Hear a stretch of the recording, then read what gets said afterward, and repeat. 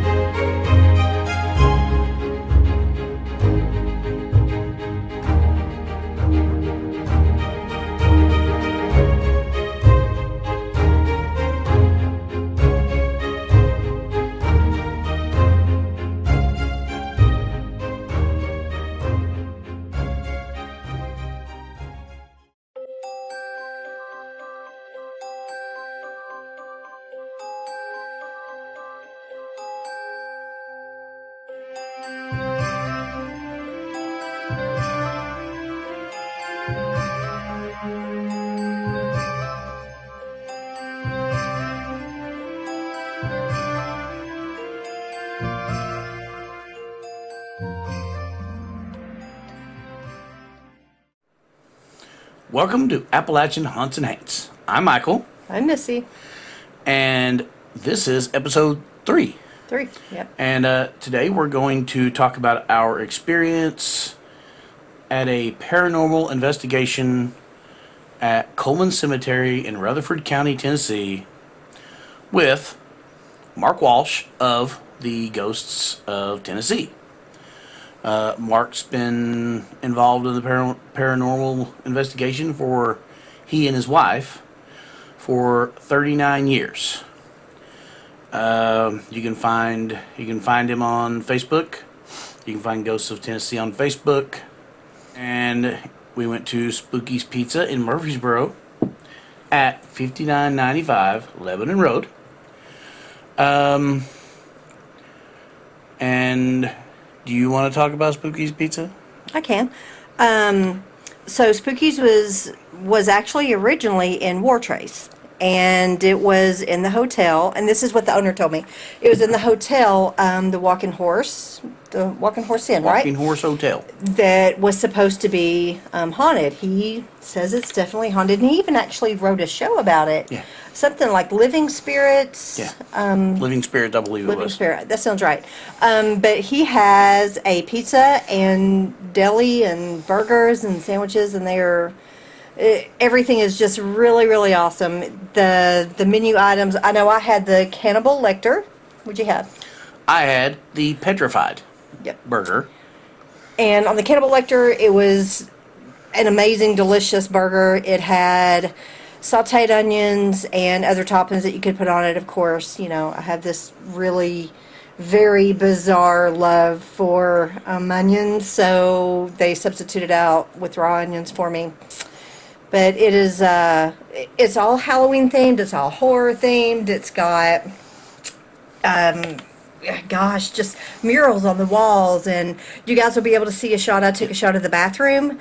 Very clean. Okay, so Missy has a thing for bathrooms. I do. Has a thing for public bathrooms. I cannot stand a dirty bathroom. I have some kind of, it's definitely a phobia. Of public bathrooms. But it was very clean, and the whole restaurant was just sparkling. You got to see it, yeah. And they have horror themed burgers. They have a burger called the Slash Burger, the Spooky Burger, the Wrong Turn, Roadkill. Their wings are called Demon Wings. We did get a pepperoni pizza. Yeah. They also have specialty pizzas, also horror themed. They also have gluten-free and vegan options if you choose to go that route. It was very good, very delicious. Hoping to go back and try their wings because I love wings. I try to eat wings everywhere I go, but I couldn't get wings, pizza, and a burger. That was a bit much. We'll share their menu on our Facebook page. Yes, we will. Okay, so, and that is Spooky's Pizza, owned by Joe Peters. I don't know if I mentioned that or not, so I'm going to mention Joe Peters. Also, for those out there interested in an investment, he's looking to franchise. So, if anyone out there wants to franchise a Spooky's Pizza, go see Joe and talk to him about it. Wait, what are you drinking? I am drinking mead, my own home brew. Mm-hmm. This is cherry flavored mead. So what are you drinking?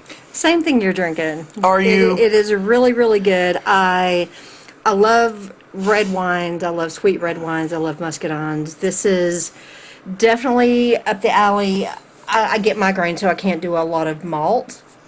So I do steer away from beer, but this is really good. It does not trigger a migraine. It tastes like a mixture of almost kind of like almost like a wine cooler and a really nice red wine, a really And nice I did sweet make it red out wine. of I did make it out of tart cherry, Yeah. so it's not supposed to be technically sweet.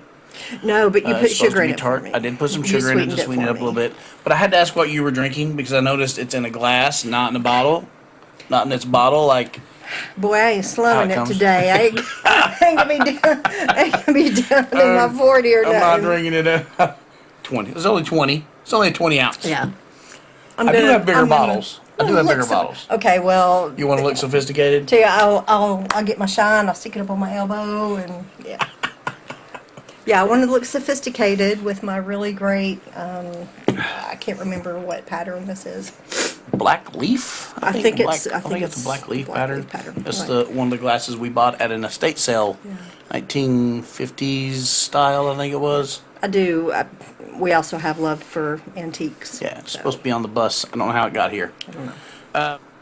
We went to Coleman Cemetery in Rutherford County with Mark Walsh, who runs an organization called Ghosts of Tennessee. He's on Facebook. Look him up. The experience was we wanted to film an actual paranormal investigation. I personally have never been to one. Have you? Oh yeah, I been, was. I was part of a paranormal investigation team back in 2006-ish, 7-ish. Oh, see? Learn something new every day. Yeah. Oh, technology has advanced. Leaps I can and imagine bounds by since then. 2006, 2007. Yeah.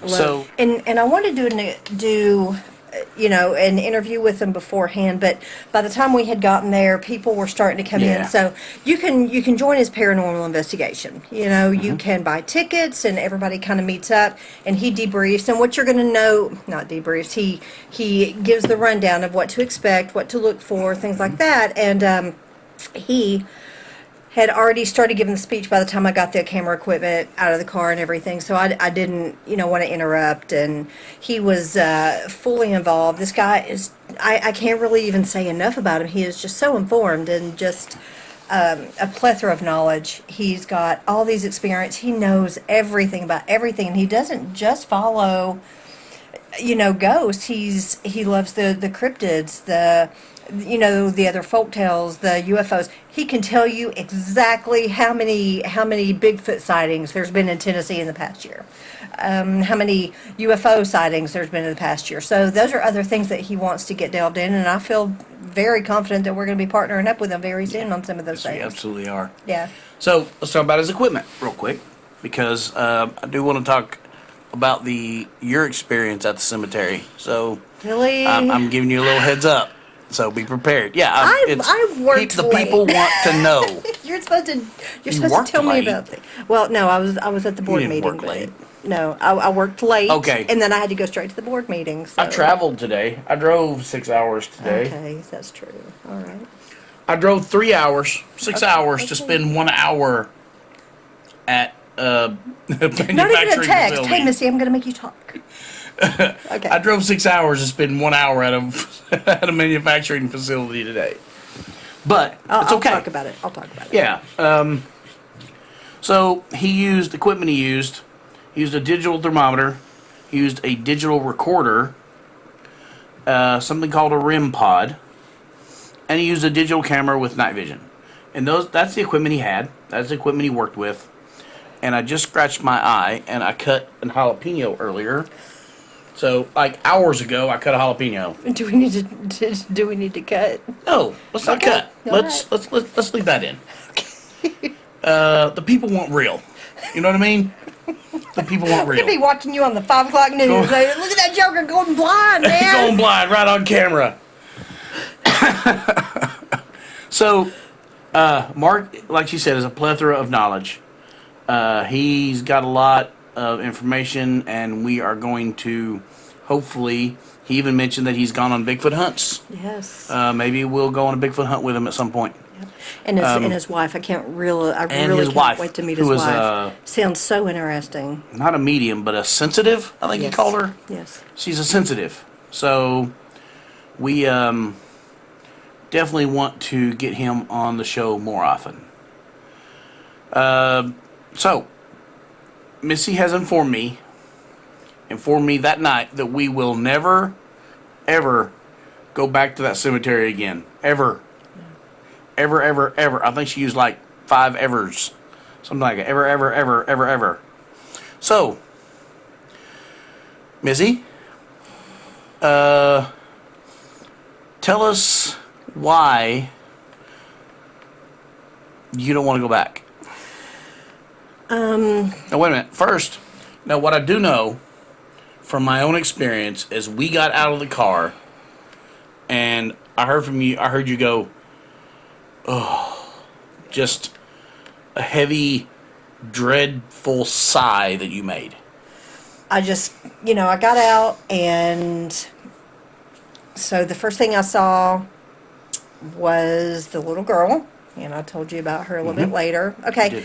And anybody that's ever seen anything out of the corner of your eye, or, anything that you would, be suspect of, you just kind of say, okay, well, was it real? Is it just residual? And you just kind of, go about your day. Again, my whole family, we've grown up with this. And I saw the little girl, and she had ran between the cars. And, my first reaction, is that real? Who else is letting, their kids play out in the cemetery? Except for us, because our grandkids play in the cemetery. You guys have seen that. But, and then I didn't see her again. I was like, okay, so residual, not a big deal.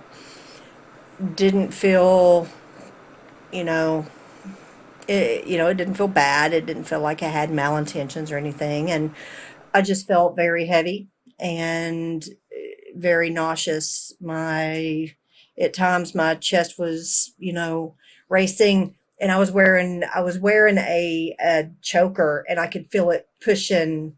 My heart was pounding so hard that it was pushing around the choker, and I felt that. It wasn't a great place. Oh, remember when the people showed up to visit, and Yeah. there's like 2 vehicles of people showed up to visit the grave, and then I thought they were leaving. and then they left. Yeah. And you said, They're just gonna leave those people. why did they leave those 2 people here? And we spent about 10 minutes going back and forth on you insisting there were 2 old people standing at a gravesite on the other side of the cemetery, and I insisted there was no one there. Yeah, and there was no one there. There was a car that had pulled up, and at this time it's getting dusk, and there was a car that pulled up, and 2 cars that pulled up, and people were getting out, and they were just looking at graves and whatnot, and I saw some of the people were roaming around, and there was an older couple that was roaming around, and they were together, and they were just looking down at graves, and you see old people at graveyards all the time, so I didn't think nothing about it. And when everybody, I guess their people decided they were gonna load up and leave, I was thinking, well, they're about to leave that old couple over there. So I kept watching to see if they were going to leave them. Of course, I didn't see the old people anymore, and it was getting dusk. So I took the camera, and I tried to turn on the night vision to see if I could see them, and they weren't there. But my first thought was, where are they leaving them? They're way over there, and all the other people, did they forget them? Should never treat old people like that. Should never We're leave. old. Should I don't never, want people to do that. Should never just randomly leave old people in the cemetery. I came home and saged the house twice. Yes. Because I don't want to bring no shit home with me. That's my biggest fear about bring no shit home. I've told you, that's my biggest fear about, going to some of these locations. I just don't want to bring anything home. So Well, we're going to be keeping saging the car and saging the house. And luckily, the next episode doesn't involve it ghosts. does not. So that's our show. Now on to the cemetery. The Spooky's Pizza and the Coleman Cemetery footage for you to see and enjoy. And that's it. Yeah. So enjoy the show. That's a wrap. That's a wrap. Thanks, guys. We are at Spookies. I've been wanting to try this place forever. Okay, so we are inside Spookies.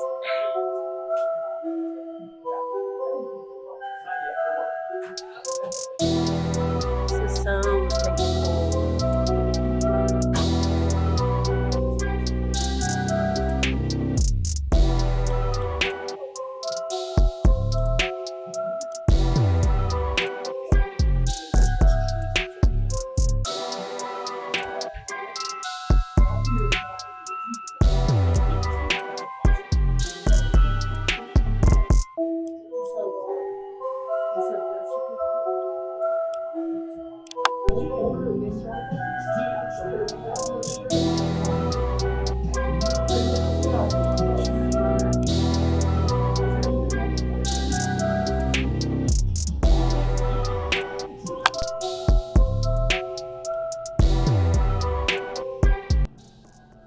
That's for sure.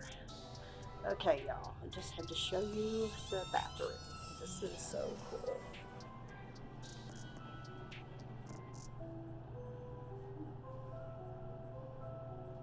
It's so incredibly clean. Anybody that knows me, I have issues with public bathrooms. This thing is so clean.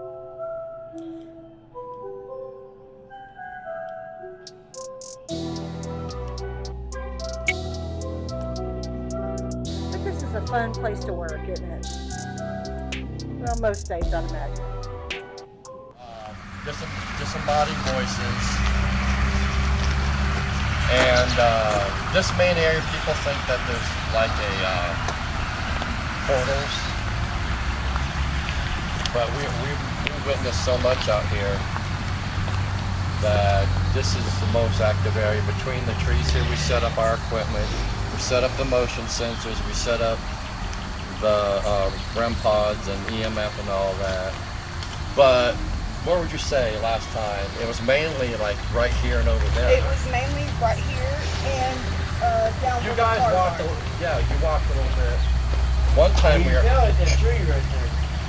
Yeah, Yeah. but the shadow was right there. Yeah, one time we were out here a while back, and we were sitting over here, and we saw the shadows over there.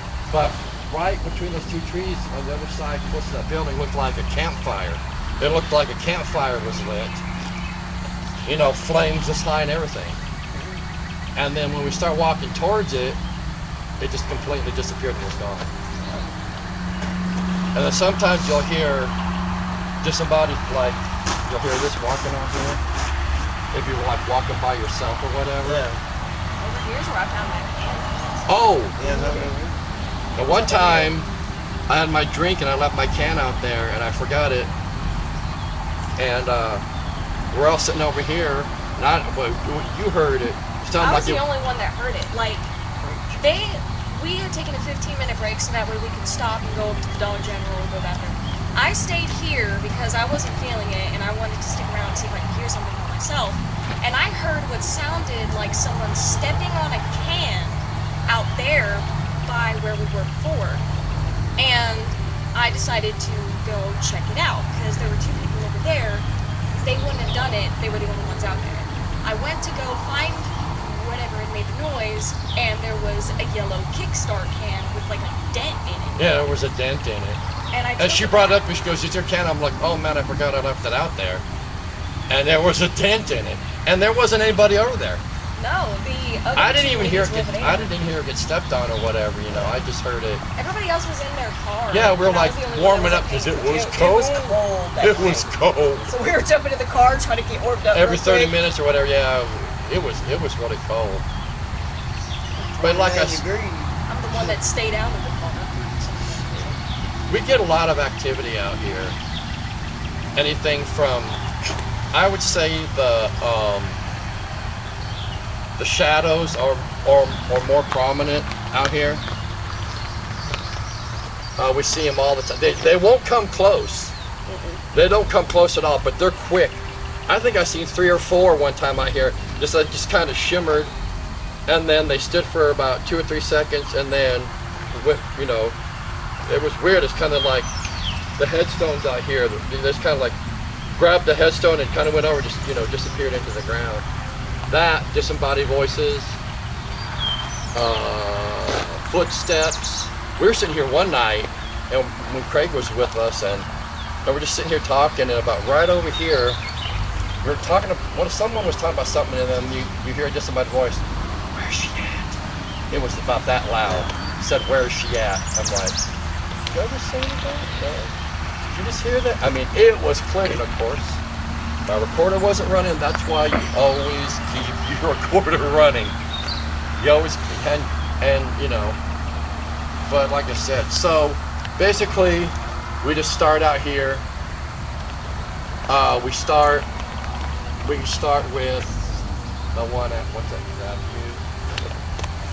Oh, mine did. Ghostbox. Yeah, you start with that, all set up, the EMF, MRM pod. See, people think that it has to be dark and gloomy. It doesn't. Paranormal activity happens all the time. All the time. Even at the battlefield, I've gone probably just as many times during the day that I have at night. Well, you guys know, you know, and the activity that we get. So, let's go ahead, we can start over here.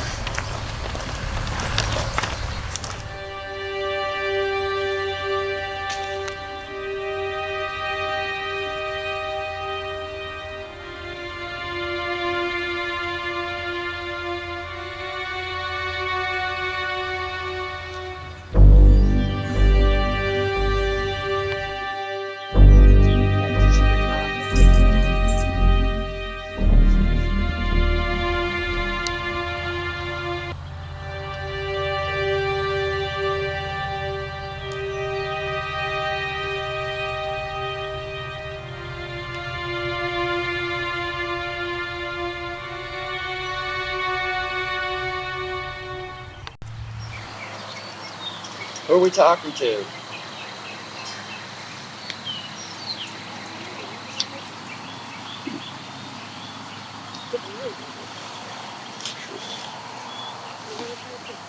Who's here with us?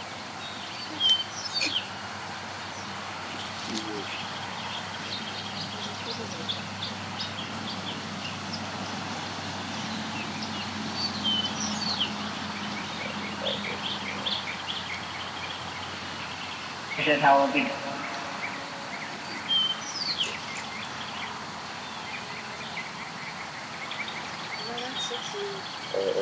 Cemetery.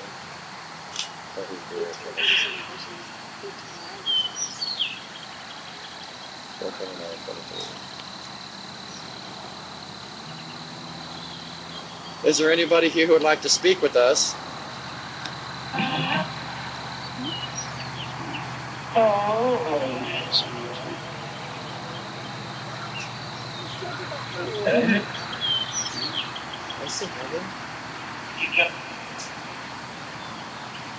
Who am I speaking to?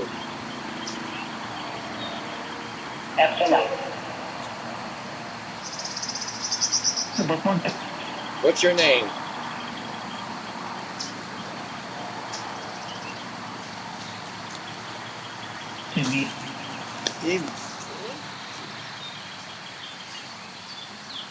Timmy, how many people are here with you?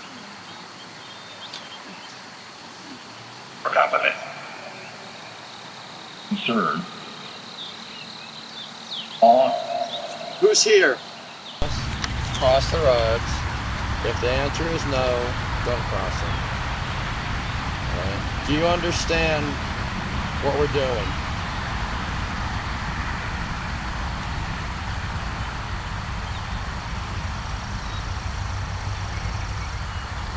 Alright, you do. Alright. Thank you.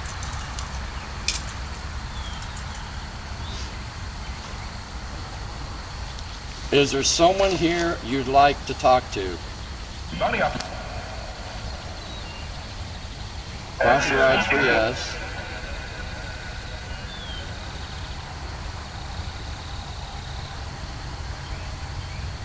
Not too enthusiastic. All right. Can you point the rods to the person you want to talk to?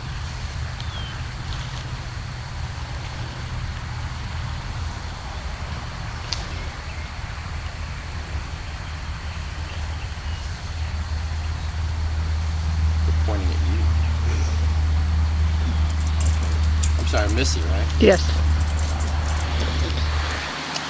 All right. Do you want to talk to Missy?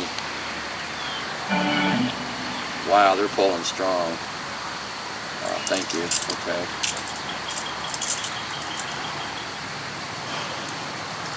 Do you have a message for Missy?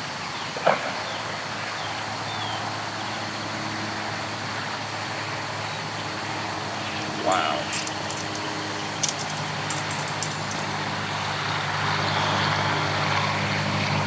Are you a family member? Question. What's your question? Do you have a question?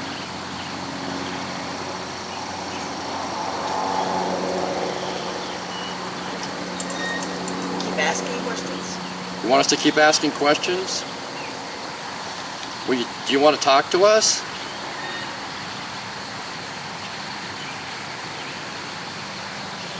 Wow, that's pulling really strong. All right. Do you want Missy to talk to you?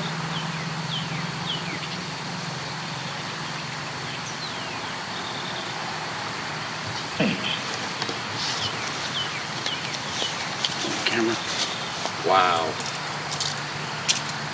Do you want me to hold it? Mm-hmm. Yeah. Yep.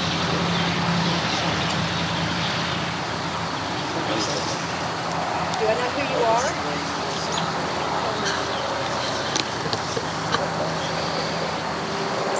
Oh, yeah. Yeah. Okay, hold your horses. All right. Are you someone who died recently or a long time ago? Are you someone that died recently? Are you someone that died a long time ago?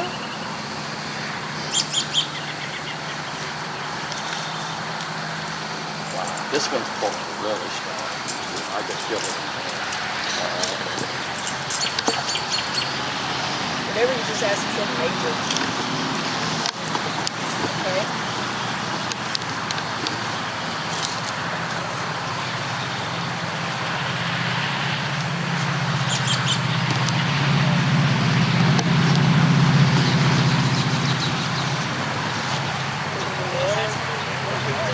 Are you female?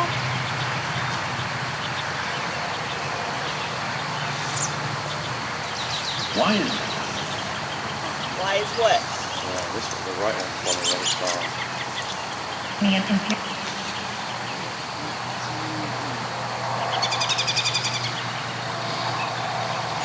Were you alive in my lifetime? That was fast. Yeah. You could feel it. I too. can see it. Did we establish male or female? Female. Okay. That was alive during Is her true? lifetime. You sure? It works. Did a female? Did they say they? Female that was alive during her lifetime. Tell us after. I looked after her.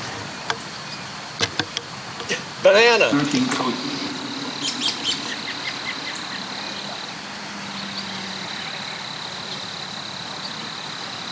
So you're a female. Are you my mom?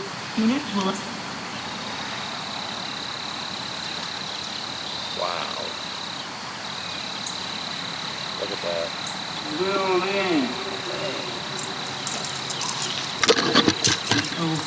What was my mom at?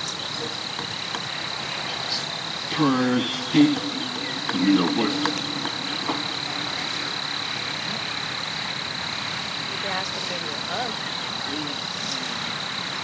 You take the dowsing rods, Latter-day set Saint. them in front of you, and you ask for a hug, and they come back to you. Want to hold them loose. Have an angle angle, but it's like this.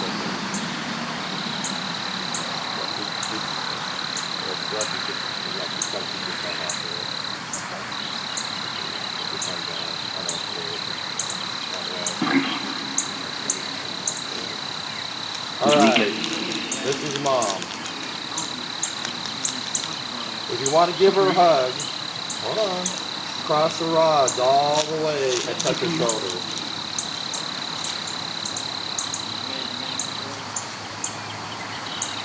Go ahead, keep crossing. Go all the way, give her a nudge. Vice Chairman. Oh, there you go. There you go. Arm to Clean arm. up on your Put the other one, put the one in her right hand on her shoulder. Move Oop, it there over. you go. There. Yes. Yeah. Good. Thanks, Mom. It's wild, man. It's That wild. was nice. Thanks. You want to say hello?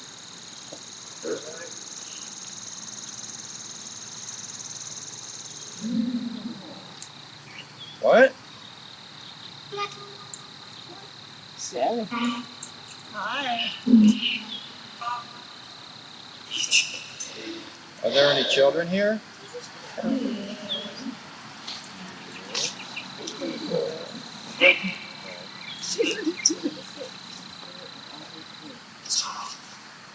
What's up? Yeah. That's not a nice thing to say. Rude. Not as bad as what they said at Mount Olivet. Hi. What's your name?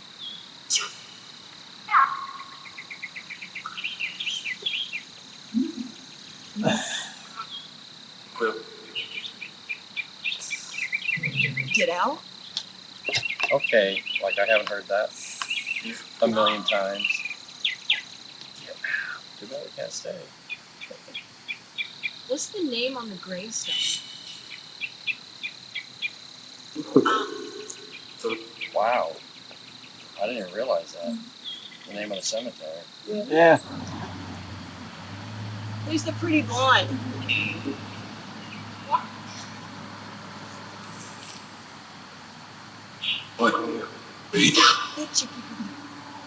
That's not nice. Yep. What's my name? Steve. No. I've been out here a lot. Tell me your name.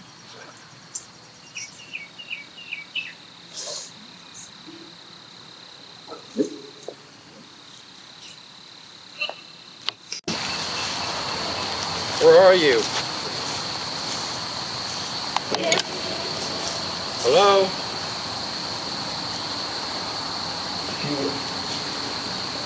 A few what?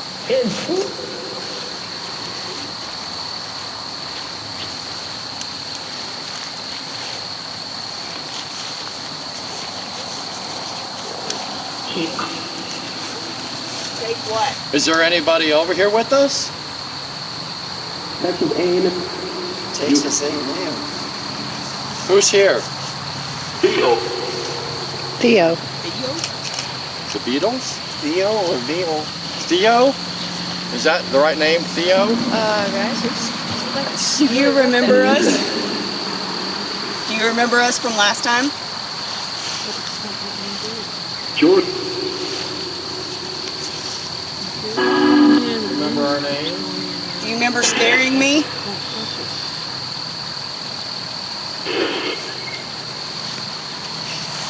Five, 5.9. Woman, you ain't coming home with me. What? Did it say if I'm living? Wow, that's crazy. I say, no, take that back. Who are we speaking with?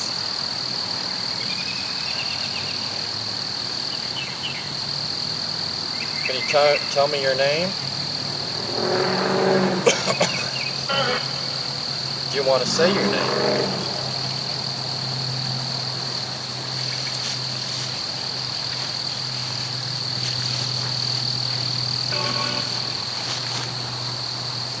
Do you know anybody out here?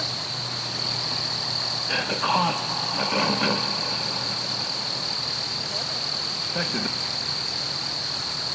Who are we talking to?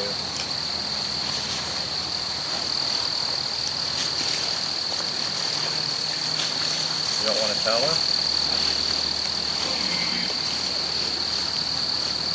want to talk to anybody in the group.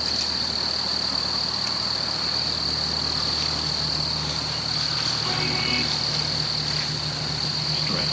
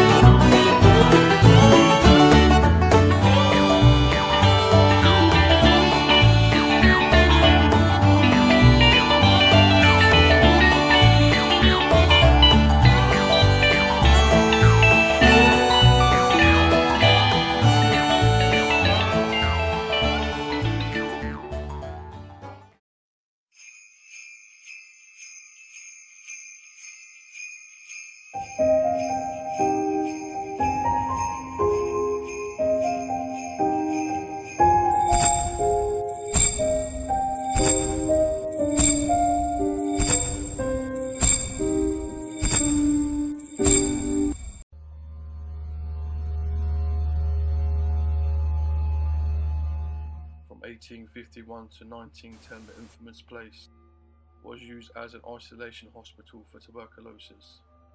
The fatality rate was so high not much could be done to save the infected.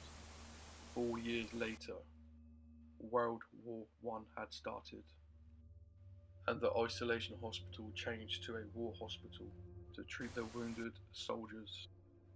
Over the 4 years, this small hospital treated thousands of soldiers. Many didn't make it. The building was changed from a hospital to a mortuary, where tens of thousands of Allied soldiers were taken. It was so bad the mortuary was full, and they had to leave the dead piled outside to rot.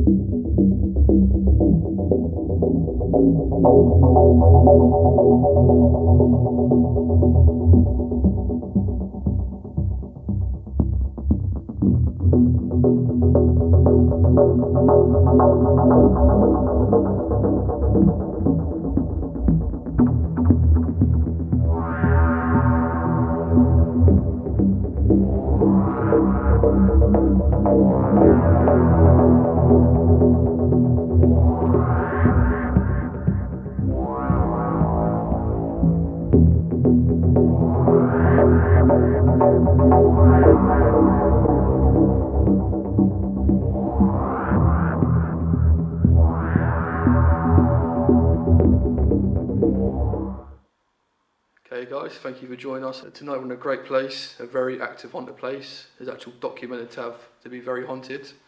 And the place we are in tonight is called Don Styler's Gym. Obviously it's been a gym since the 1960s, and obviously before that it was abandoned for about 20 years.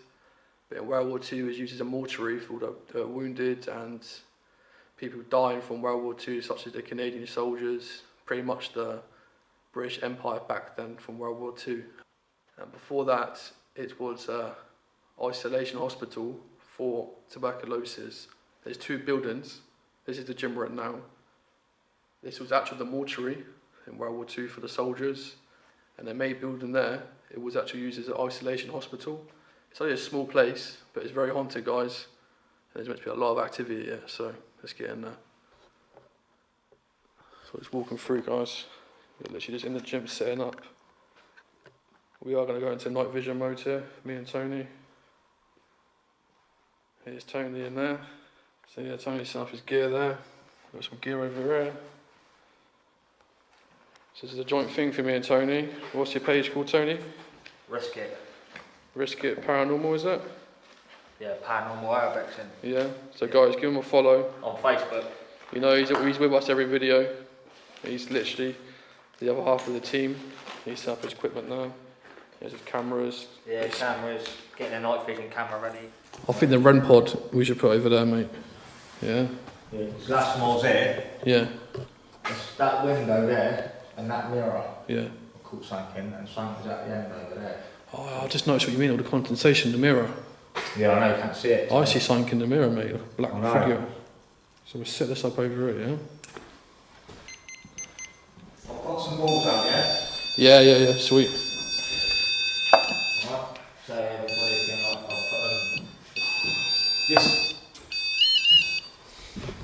Where are you going to put them to, mate? I want to put one over here. Yeah, well, 'cause this is where I was sat and they said that they saw like 3 army blokes Yeah. stood there and I was sat here. You think we've got your sensible, we've got a REM pod there, I've got the mail meter over there. So guys, as you can see, Tony's putting some sensibles over there. We have a mail meter there, not mail meter, sorry, K2 meter. We've got a REM pod there. What do you reckon? Probably in the middle of the room. It's gone off already. Wow. Yeah, I'll put this one in. Over here. Yeah, try and put one in the other room as well. Yeah, I'll put one in the hallway, yeah? Yeah. Like here. So guys, not even got lights out yet and the REM pod down there is going off already. We're putting a REM pod up there like I said. Tony's put a ball over there as trigger object. He's put another one over there. Also have the K2 meters, we have literally the normal stuff. We got an EM pump. Just to literally give the literally give spirits energy to try and communicate with us. So we're going to have this on for a bit. I'll place them down through the centre. Yeah, so I'm going to move this one and put this one in the centre as well. Yeah. And guys, we've got the other mel meter, REM pod. Sweet, so you got one there. One there in the middle. Yeah. There. Hallway. Yeah. And then one down there. Okay, yeah, I see that, sweet. It's beeping again, isn't it? So guys, got the other mel meter here. So this is like the old mortuary, guys, so we can get a lot of activity here. And as you can see, it's got the temperature gauge on it. Got the REM pod. So guys, we are ready to go, aren't we, Tony? Ready to go? Indeed. So literally, guys, we're going to turn the power off now for the main switch. There's going to be nothing on, nothing disturbing our devices. As you can tell, we're in the complete darkness. And like I said, guys, we're in the mortuary. It's pitch black, mate. Isn't it? It is. Wow. As you can tell, guys, you've got a laser grid up as well.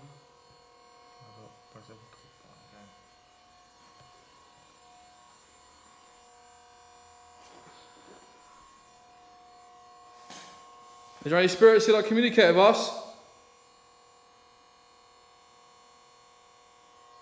Use this device, what's making that noise, it will give you energy and make you strong. We're here to communicate with you. So what we've read online, guys, there's a lot of soldiers, they're mainly Canadian soldiers, French Canadian soldiers. And they're so tall apparently that snap their legs up to fit in the casket. The casket they had was only for one size, and obviously the French Canadian soldiers are meant to be very tall, so they snap their legs up to fit them in. We've got another new tool here, guys, a new K2 meter. Sounds like that.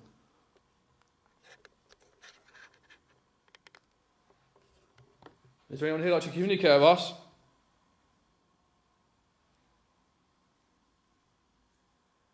Can you touch on the objects on the floor for me?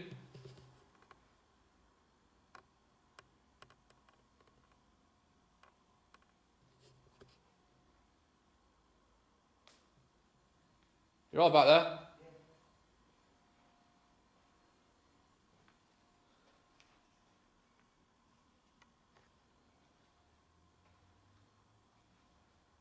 We're here to communicate. You see there's got a trigger, there's a ball on the floor, trigger object. Give it a little kick.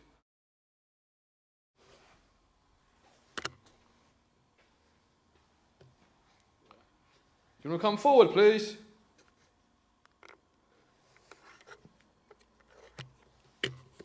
What was that beeping noise?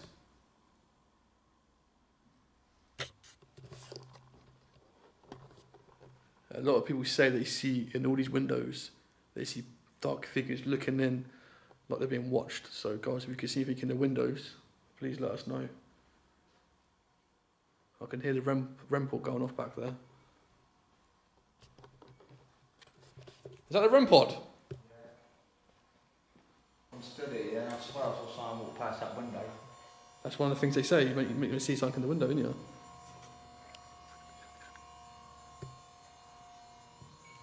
Thank you. I'm going to turn this off now. That's me. Can you touch it for us, please?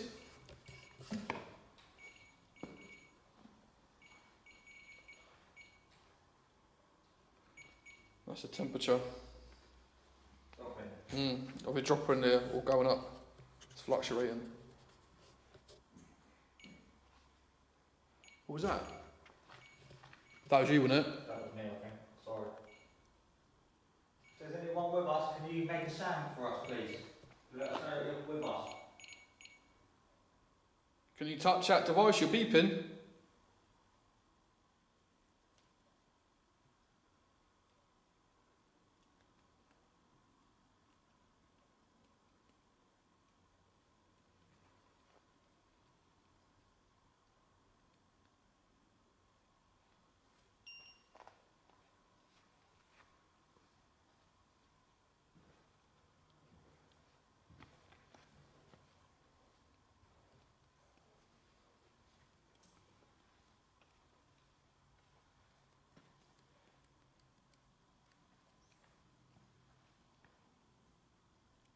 Who's here? So let's stop now.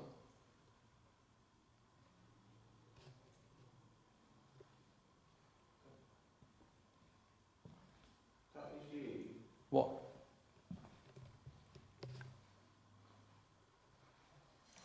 What happened? Mate, I've got a shadow in that lights. Where to? In the corner? Nah, like there. It's gone now, but I was thinking it was you, but then you was over there. Where are you? Is there any German soldiers here? Whoa. As soon as we said that. But guys, there is another story, like a German soldier was brought here on the boat, but he died before he got to the hospital, and they brought his body here to the mortuary. Is there any soldiers here? Any Canadian troops? Anybody from the war? From the British Empire? The war's finished.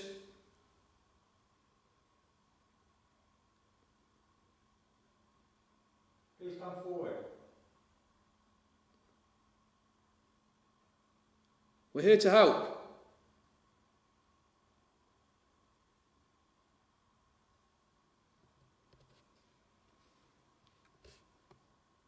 I just thought I'd see something go past the window. That window there. Whoa. I thought I'd see something going past that window there. The second window. Mate, that's why I keep over here. I've seen it a couple of times now. Which window? That Yeah, that's hard to see it. That's what happened last time, bruv. Can you put your hand on the window? And it was that mirror there, I caught something.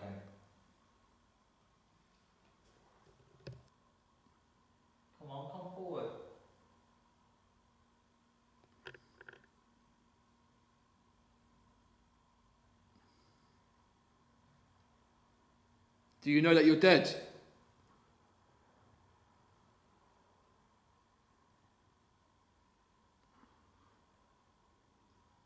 Can you talk to us?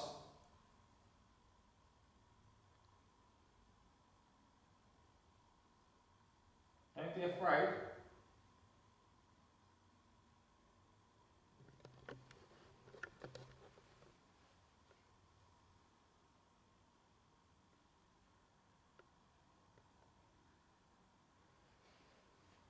Come and touch this device on my hand. Make it go to a different colour for me.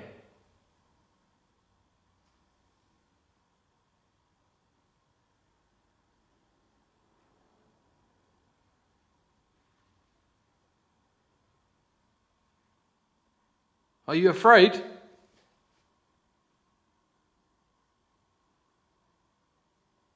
You don't need to be afraid. If you're not coming here to cause me trouble, Wow. If you want to communicate, stop that noise now. If you want to talk to us, stop the voice. wow. Man, I just thought to see. Shut up then.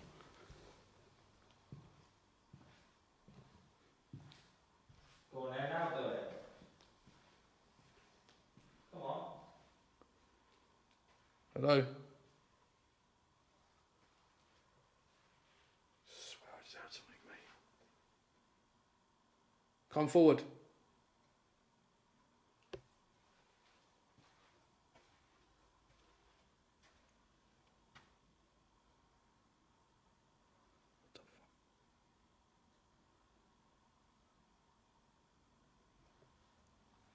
Mate, this side's freezing cold compared to that side. Mate, that's where the portal's meant to be on that side. What? Sorry? You didn't tell me that. Yeah, I think that's Claire said. I'll say it. Yeah, say that again to the camera. We come here before, when I did, with another member of the group. And she's a medium, isn't she? Yeah, she's a medium, and there was a portal over in the corner. This is one of the first ghost events I went with them. Yeah. Yeah, and Is it the right hand side? Because I thought I'd see something on the right hand side. side where the mirror is. Oh, shit. All the cameras set up here, Yeah. all along there. If you stay in the same behind me, Yeah, just watch that red light and your ball's up here as well, yeah? yeah. Yeah, so over in that corner, she's done a little seance thing.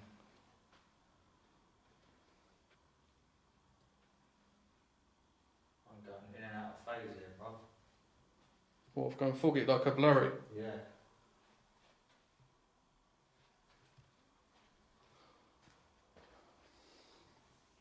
Yeah, this is where it's meant to be right here. Yeah. Is there a portal on this side? No way. You hear that? Wow. Do you reckon it's answering to our question? Wow. You're right. You got something to touch you. There's no cobwebs there, mate. I know. Stay still, quick. Oh, sorry, I didn't see that. Oh, I just kicked that. That was me. Just because I ran by K2. I felt cobweb. What the fuck?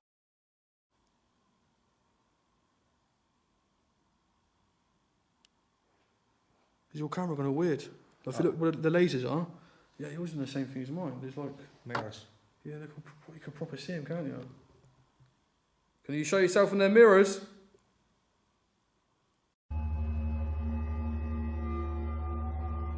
This device in my hand, this can help you talk to us. It can pick up your voice. We're going to ask you a few questions. Can you please answer them for us? Are we stood next to a portal?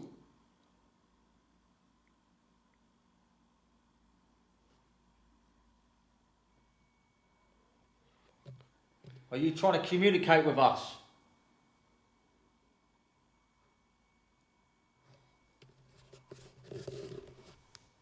Is there any soldiers here?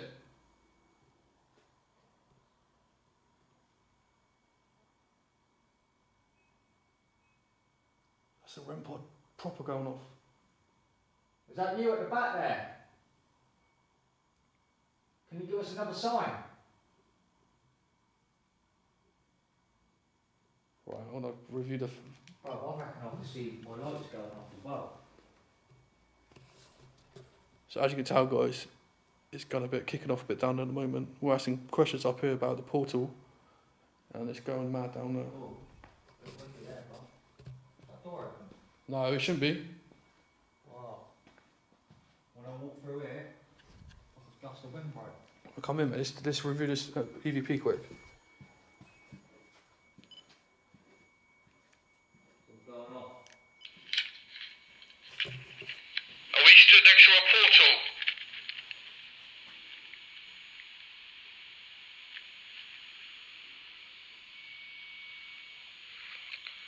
Are you trying to communicate with us?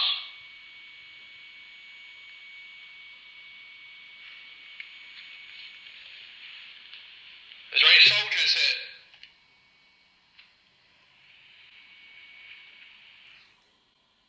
What the f... Catch that. I don't know.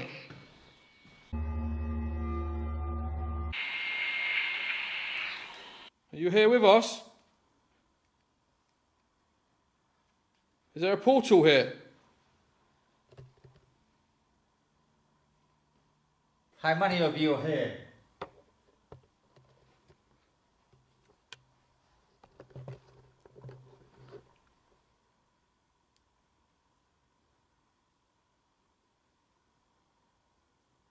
Can you talk to us, please? Is there a German soldier here? Do you know that you're dead?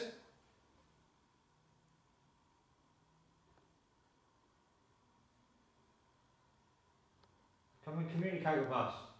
Give us a sign. Let us know you're with us.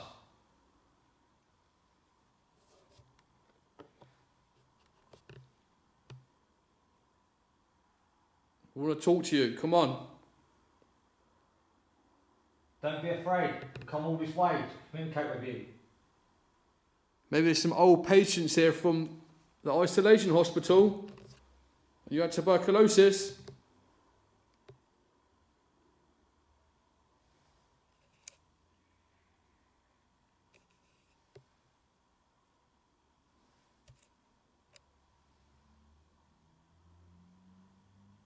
Come on. Thank you. Thanks. Can you do something else for us? Can you knock? Or make a bang?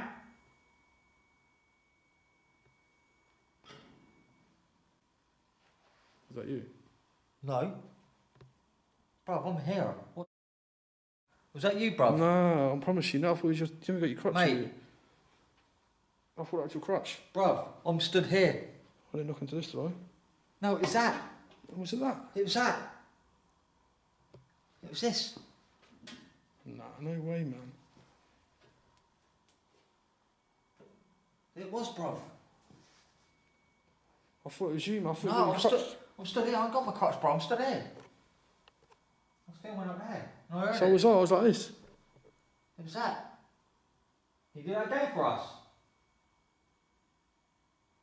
Can you give us a knock instead? Is it this? It was. Yeah, it was this. Whoa, I've got that sound on Yeah, camera same. as well, bro. 100%. Whoa, that's amazing. If you got all that power to do that, come touch me.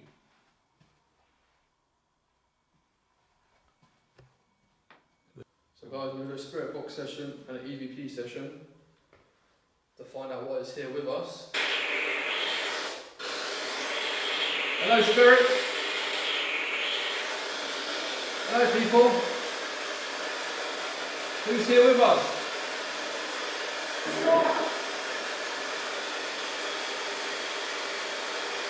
Can we talk to the soldiers, please?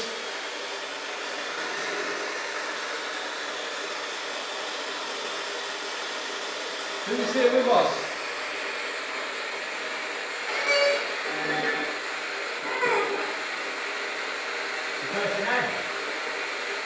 Was you a soldier or was you in the isolation hospital?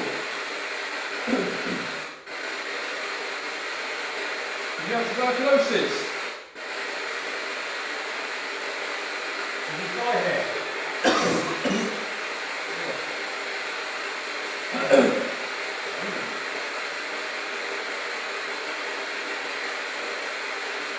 Did you have a bad cough?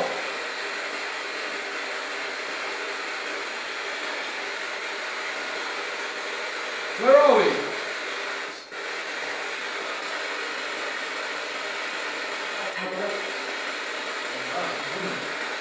Is it female? Is there a female here? Hello, darling. Are you trapped here? Maybe use a nurse. Got blown up. I took that photo of. You go ahead.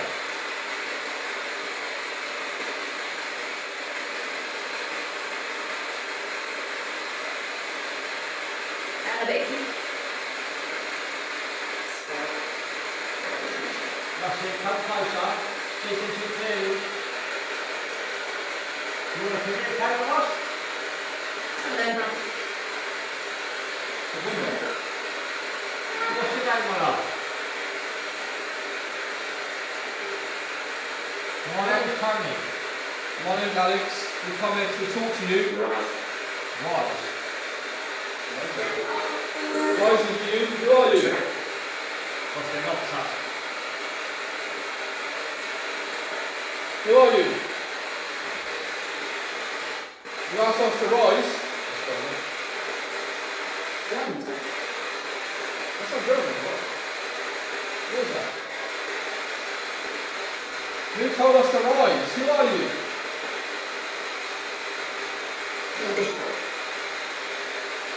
Speak clearer. I'm speaking.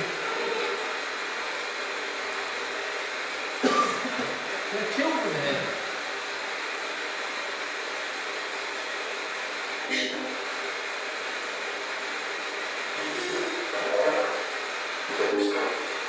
need to understand. Make us understand.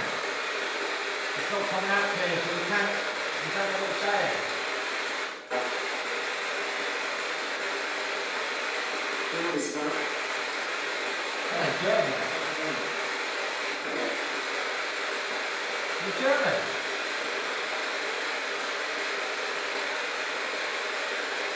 Nazi Germany lost the war.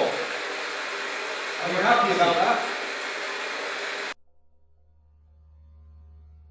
With this spirit box communication session, as you can hear, a lot of voices coming through, and some will come through was not speaking English, and what we can pick up, they were speaking German language.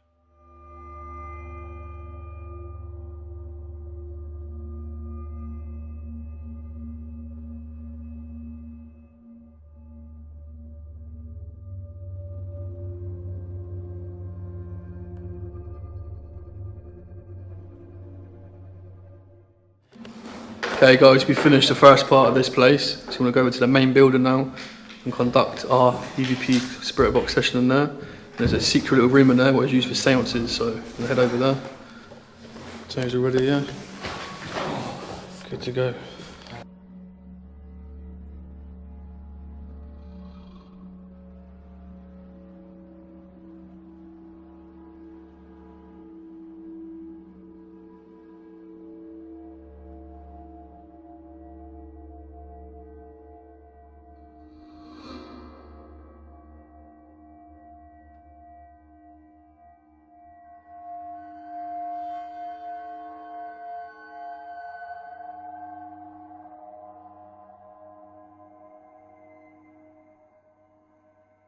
So guys, we are actually in the main building now, aren't we, Tony?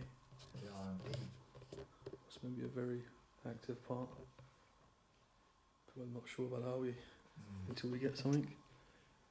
So guys, where we are now, this is the old isolation hospital, yeah, for tuberculosis. This is the oldest building out of the two. But I'm not sure about this building, are we? The other building, you can feel it, can't you? Yeah. And this one, I don't really feel it, but you never know. So we head towards the dark room. Yeah. Where's the step here, yeah? Yeah.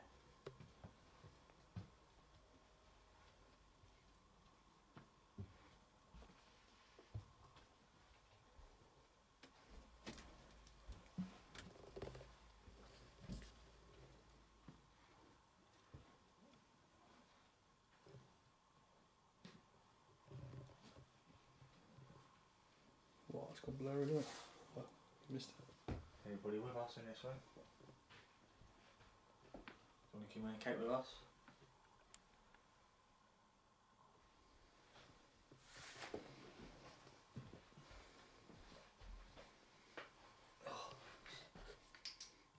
If there's someone here with us, can you appear in that hallway for me, please?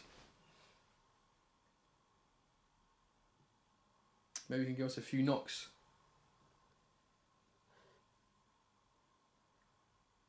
We're only here to get answers, to hear your story, and to prove that you're here.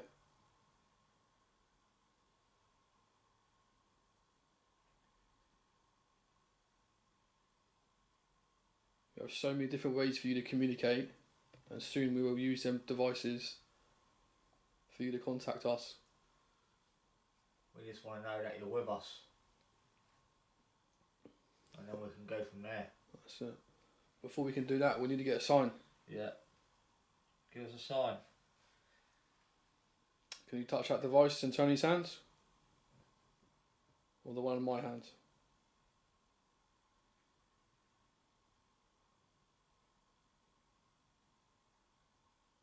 Did you suffer with tuberculosis?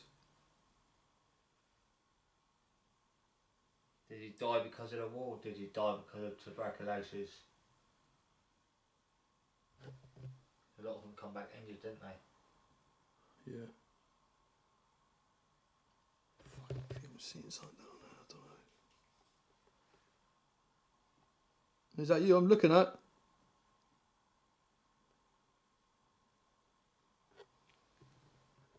Come into the room. Come and sit next to me. What's this? Is that a mirror? I don't know, it's on your flashlight. Yeah, yeah. I thought someone touched me in the back of the head.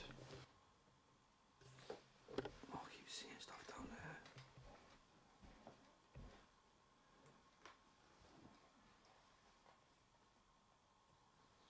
If that's you, come walking up the hallway, please.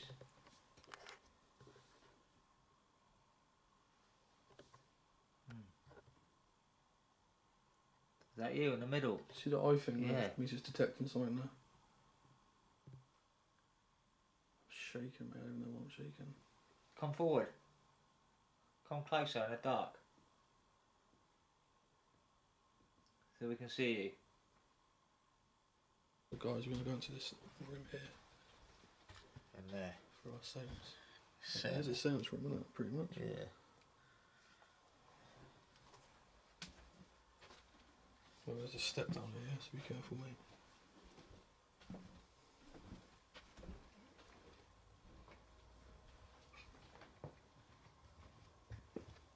You say something? No. Really? I don't say anything.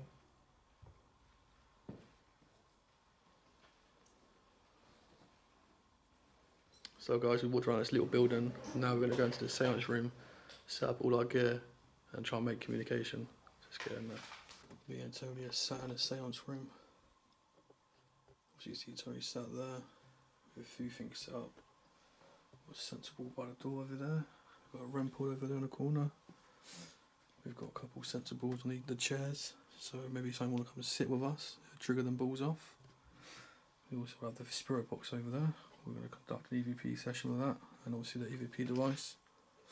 Tony's got his K2 over on the side, I've got a K2 here, and we'll also have a black candle. What is used for black magic. So we're going to try and communicate whatever's there. How are you feeling, Tony? Eerie in there, isn't it? Weird, isn't it? We've heard noises already. Hearing it. Loads of it behind me. So we're going to try and be quiet for a few minutes and see what we can pick up.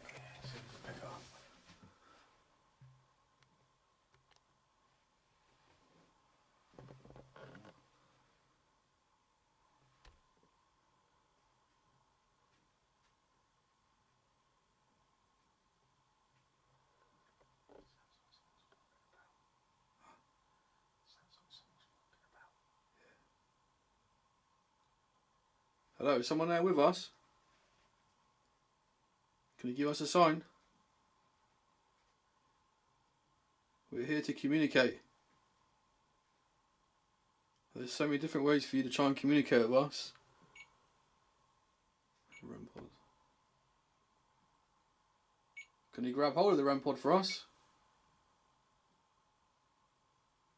Come on, touch it.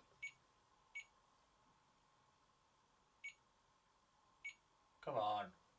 Do more than that.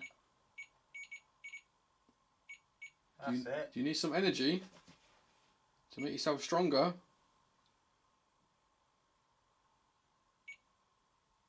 Who are you? Can you touch one of the trigger objects? The thing is, what can be in there? It could be summoned, mate. Something could be summoned, like a demon or something like that, something evil. Who are you?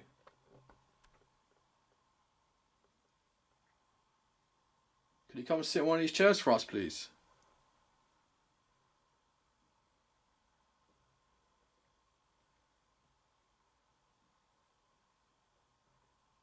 What's that noise? Come forward. Can you blow that candle out?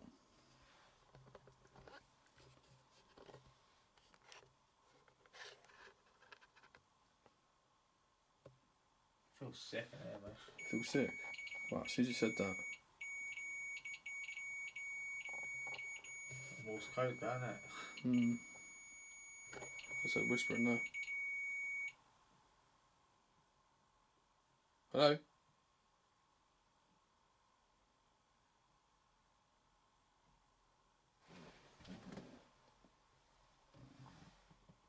Who is in this room with us?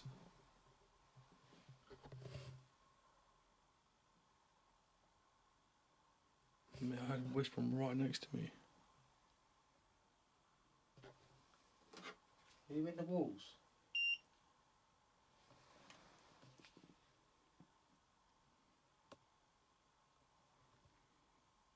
If you want to communicate, can you give us a sign?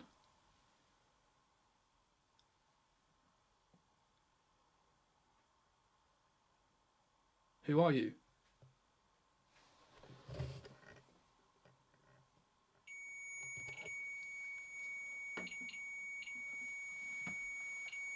See that bang over there? Yeah. Wow. If you're a good spirit, can you give us one knock? If you're a bad spirit, 2 knocks.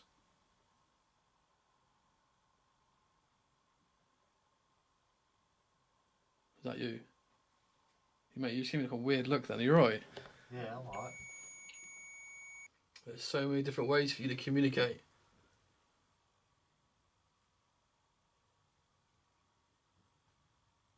Did I hear you whisper? Was that you? Can you copy me?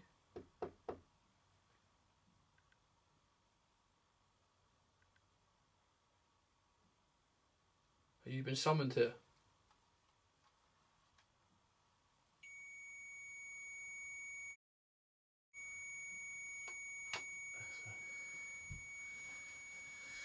Ooh. What's up? Are you evil? If you're evil, blow that candle out. Are you a demon?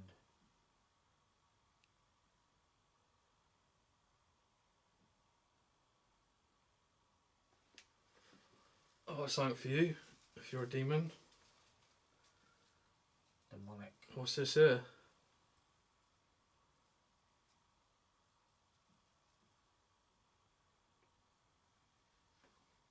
Did you that not?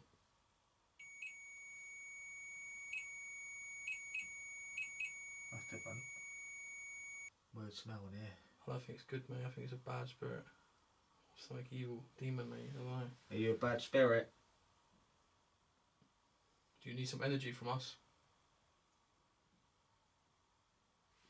This device here can make you very strong. Do you want us to turn it on? You need to give us a sign if you want to turn it on.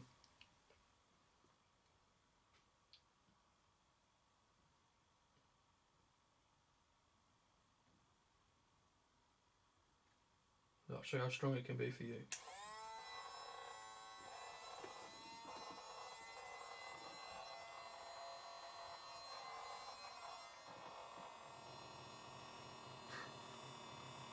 It's vibrating. Ooh. Do you think we're up to something?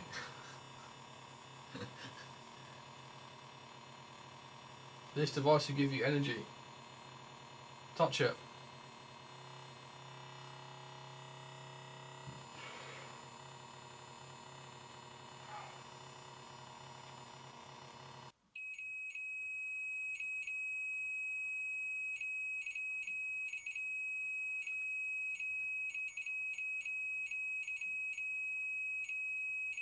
Give us a different sign. So we're a coward.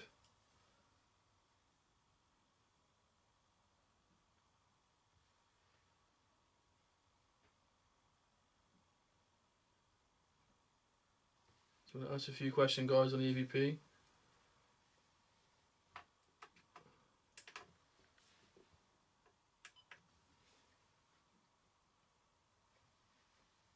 Was you summoned in this room?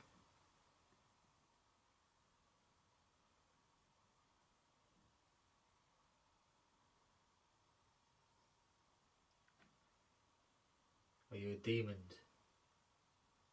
Or are you just an ordinary spirit who wants to communicate with us?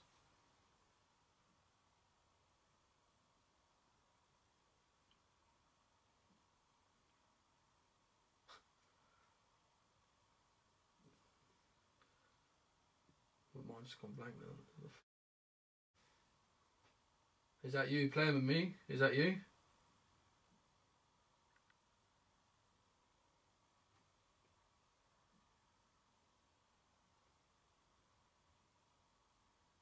Are you in this room with us? Or in this building?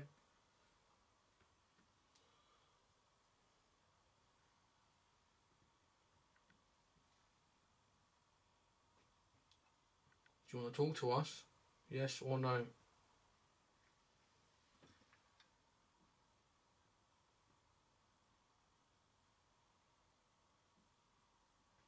Do you want us to go?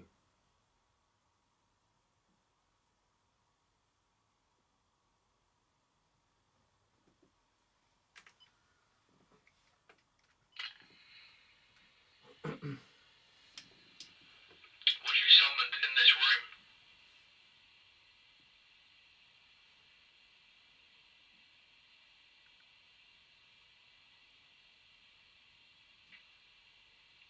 Are you a demon?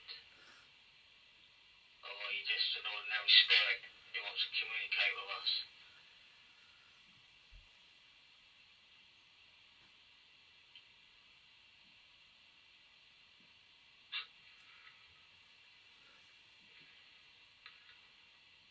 My mind's gone blank now. Is that you playing with me? Is that you?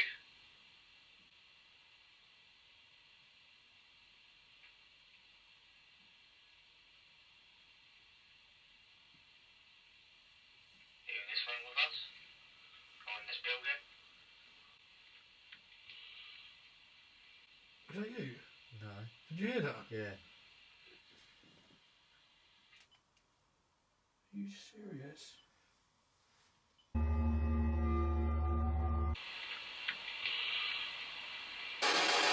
Was you summoned here?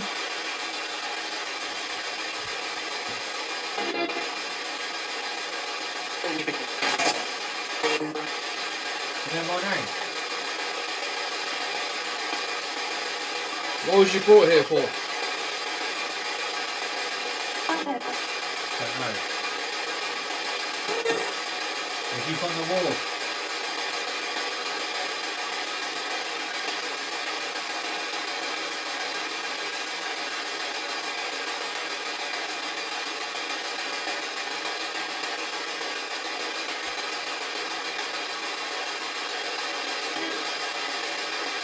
What's your name, please?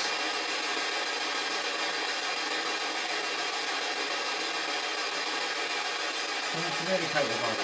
Don't be afraid. It's shaking, mate. You touched that table? Okay.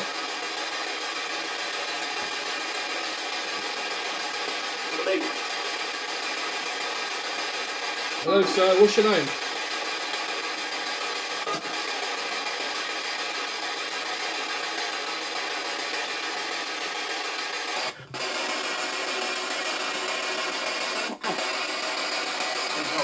Who's touching the device?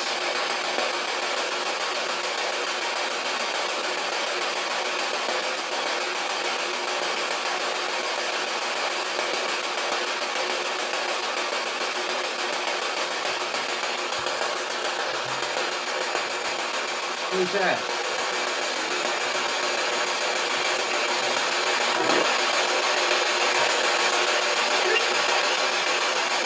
Come on, tell us your name.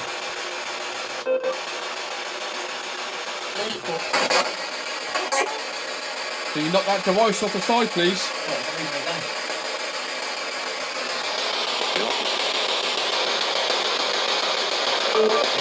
Yeah, it's me moving in, so I thought that. Checking. Trap. What are you trapped for? It's worth a tramp. Tramp? What in there? Get a candle then. That's you, blow it out. Blow that candle out.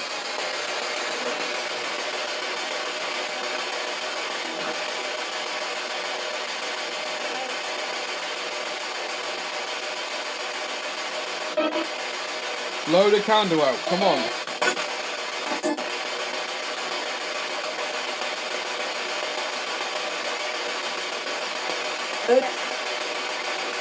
Hello?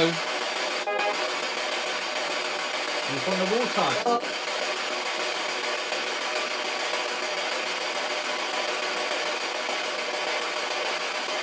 Come and communicate with us.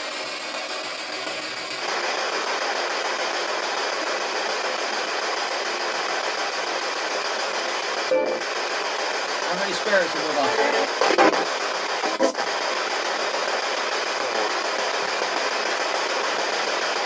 How many?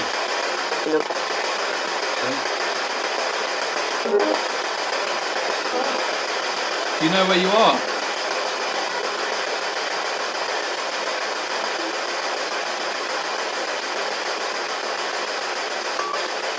Can we help you?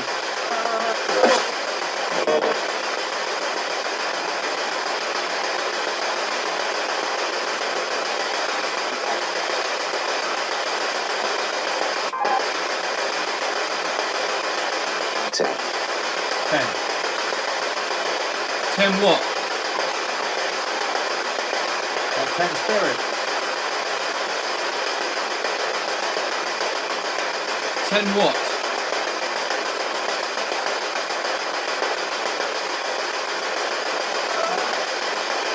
What did you say 10 for?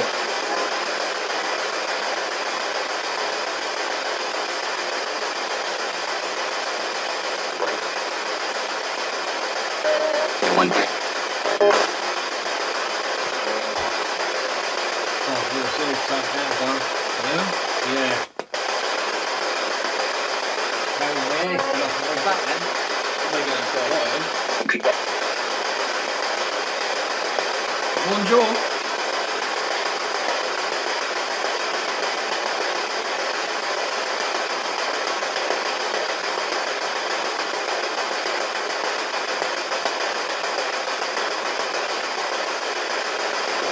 Where have you gone?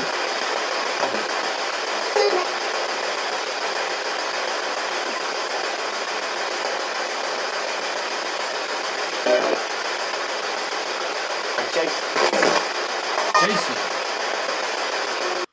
I keep feeling something touching me, but I don't know what it is. It might just be me.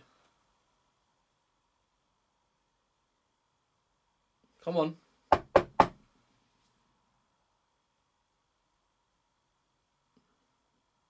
Come on, scare us.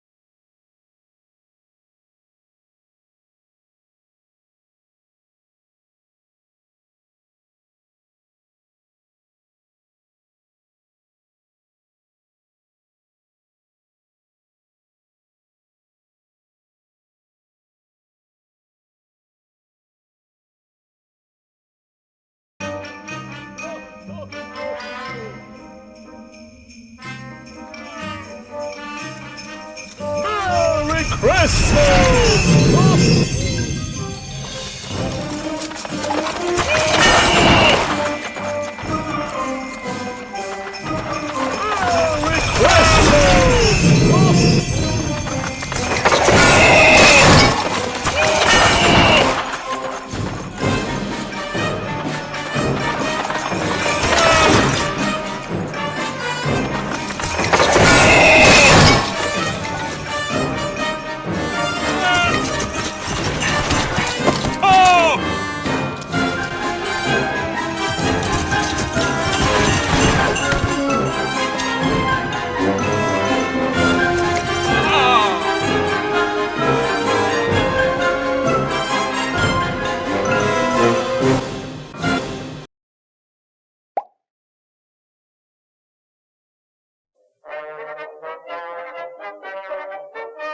Ladies and gentlemen, step right up and experience the wonder of Pookie Park. At Pookie Park, you'll enter a world of imagination and adventure like never before. And oh, what a magical place it is. Meet our friendly puppet pals. Our colossal howdy-doody type puppets roam freely and are here to make your visit unforgettable. You can play with them, have a chat, and they'll even sit with you while you enjoy a tasty treat. But beware. When the park siren sounds, it's time to run for your lives. The chase is on. Excitement is at a whole new level when the puppets start chasing you. Stay on your toes, because if they catch you, you might just become one of them forever. Frozen in puppet glory, living an eternal life of strings and wooden whimsy. It's a transformation like no other. But don't let that frighten you. It's all in the spirit of fun. Just look at the joy on their faces as they run for dear life from these massive marionettes. You can hear the laughter and the screams of sheer terror. Oh yes, they're big. They're a tad bit intimidating, but that's the magic of Pookie Park. Our customers can't help but return, no matter how frightened they may be. It's a unique experience that brings families closer together. Quite literally, we've had countless customers confess that they've never felt so attached. Join the puppet parade and become part of the spectacle that draws thousands of visitors from far and wide. But folks, be ready, because when that siren wails, it's time to move. Can you outrun the lively puppets and escape their magic? It's a one-of-a-kind adventure that'll have your heart racing, but don't let the fear deter you. The thrill of escape is what makes Pookie Park so memorable. Pookie Park isn't just about puppets. We've got thrilling rides, delicious snacks, and fun games for the kids, ensuring endless laughter and joy.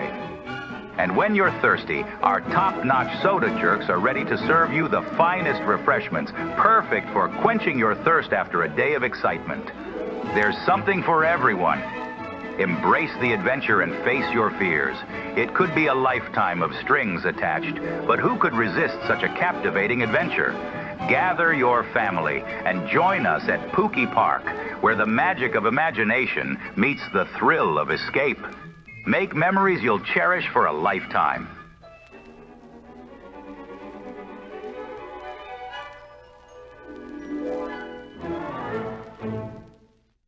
Okay, which one of you spiked my hot toddy with laxative?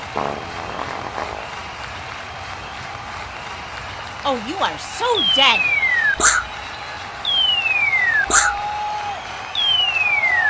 Happy holidays from Mr. Peace Theater.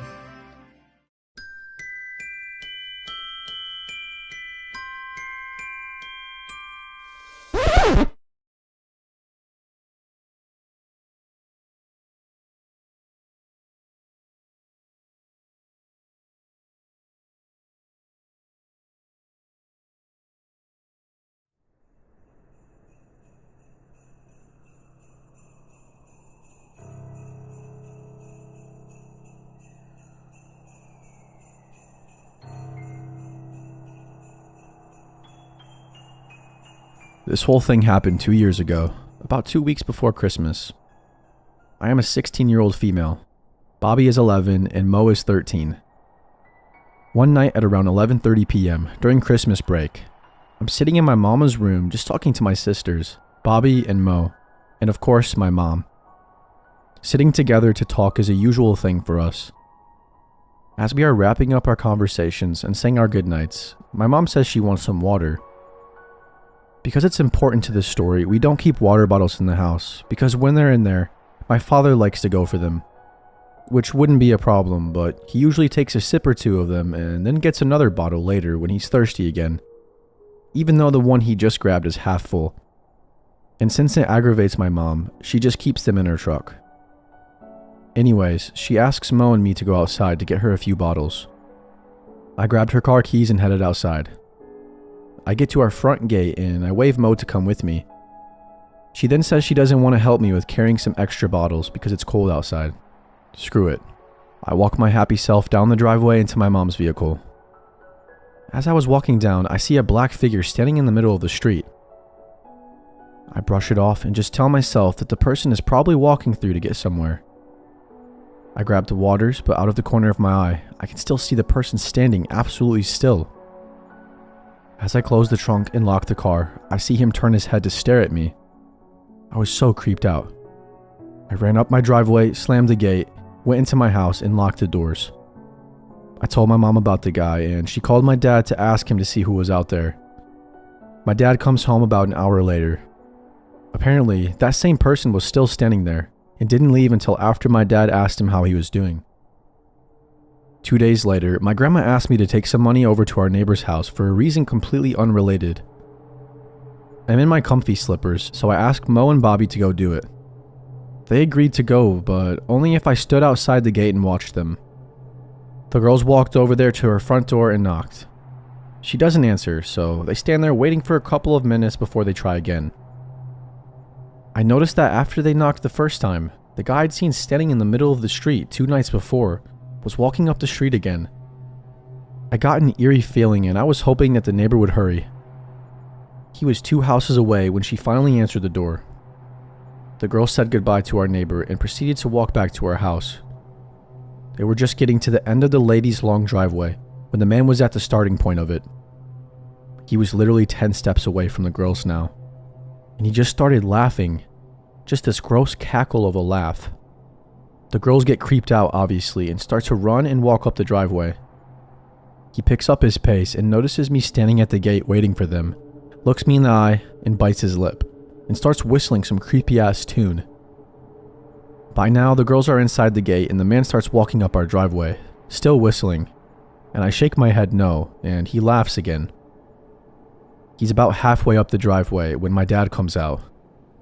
My dad hadn't taken notice of him yet, but the creeper sure saw him. He looked me straight in the eyes with this smirk on his face and says, "You got lucky this time." He walks towards the sidewalk on the opposite side of my house and continues whistling. Of course, I told my dad about what happened right then and there. He was absolutely furious at this guy. He tried looking for him after, but couldn't find him after he ran. Later on that night, my dad sees the man walking down our street once again. My dad approaches him and asks him what he's doing. The guy then smirks at my dad and just walks away. My father reported the man to the police, but unfortunately, when the police got there, the guy was long gone. The next day, my sisters and I saw about 5 cop cars at another one of our neighbors' houses. We questioned it and told our dad about it, because he was good friends with those neighbors.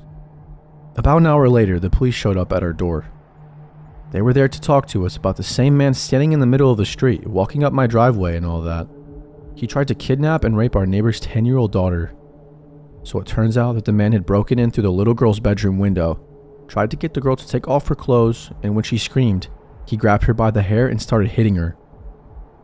Her parents were in the backyard, but her older brother heard what was going on and told their parents to come inside.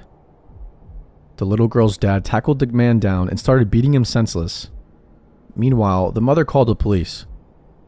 We live near a police station, so they made it to the house pretty fast. After questioning him, they found out that the man had debated on whether he should go after me or the other little girl. He also told the police that he'd seen me walking home from school a few times, but never got to do anything because I was always surrounded by friends. He made comments about how sexy I looked on the weekends when I'd come out in shorts and a tank top. He told them that he'd even gone through our mail in hopes of finding out my name. He confessed that he was really interested in me. After this, I was just scared to be at home. Even though the guy was in prison now, I didn't feel safe in my own home. I was horrified at the thought of some creep thinking of me in such a disgusting way. A month later, I finally asked to see a therapist and found that it really helped me. I'm finally okay with talking about the whole thing. I consider myself to be very lucky.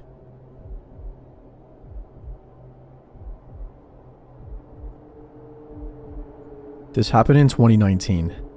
I was in my second year of college and living in a townhome about a 10-minute walk from campus. I lived with 2 other girls at the time, but they were all back at their parents' house for the holiday.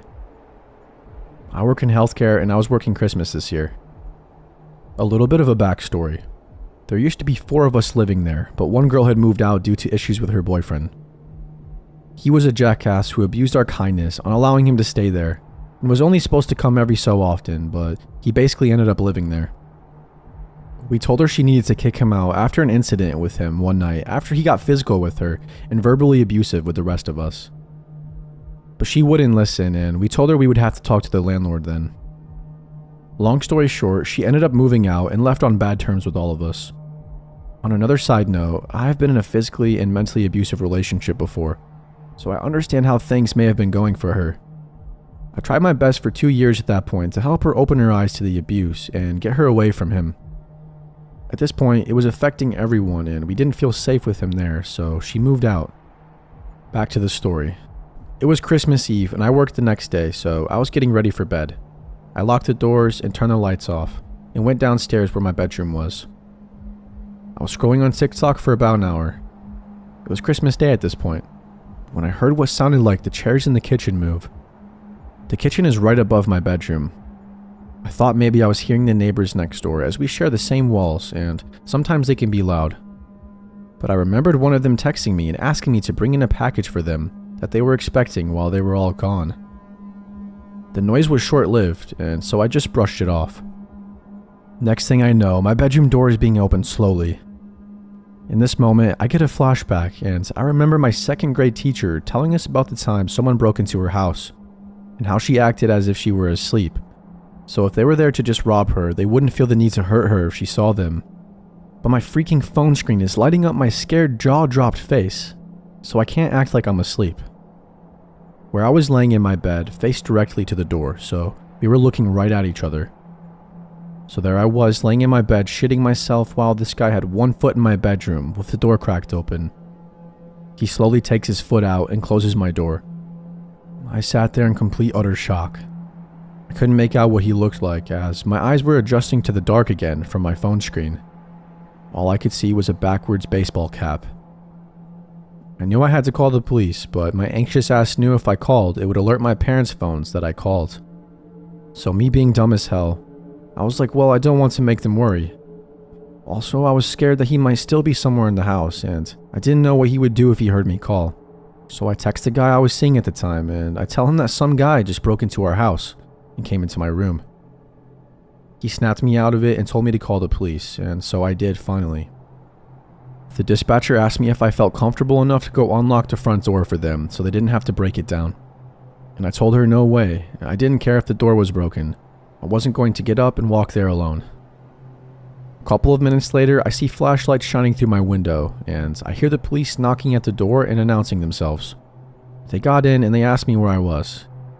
I came out from my room finally, and they got me.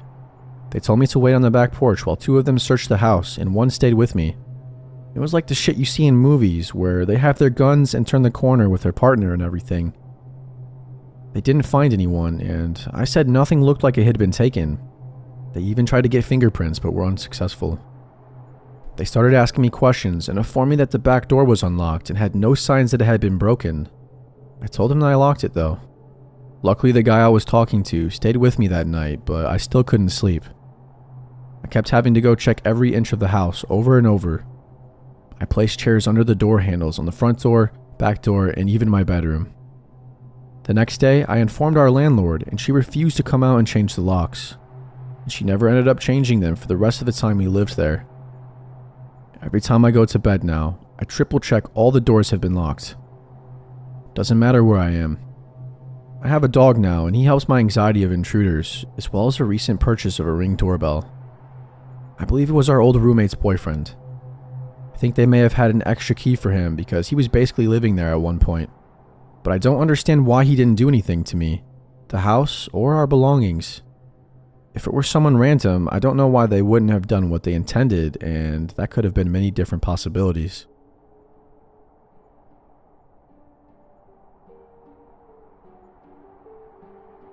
I was driving back home with my girlfriend, and it was Christmas Eve.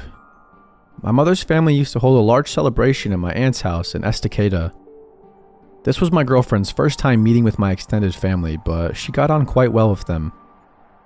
We spent the majority of the afternoon and evening talking, playing poker, opening presents, and drinking an assortment of adult beverages.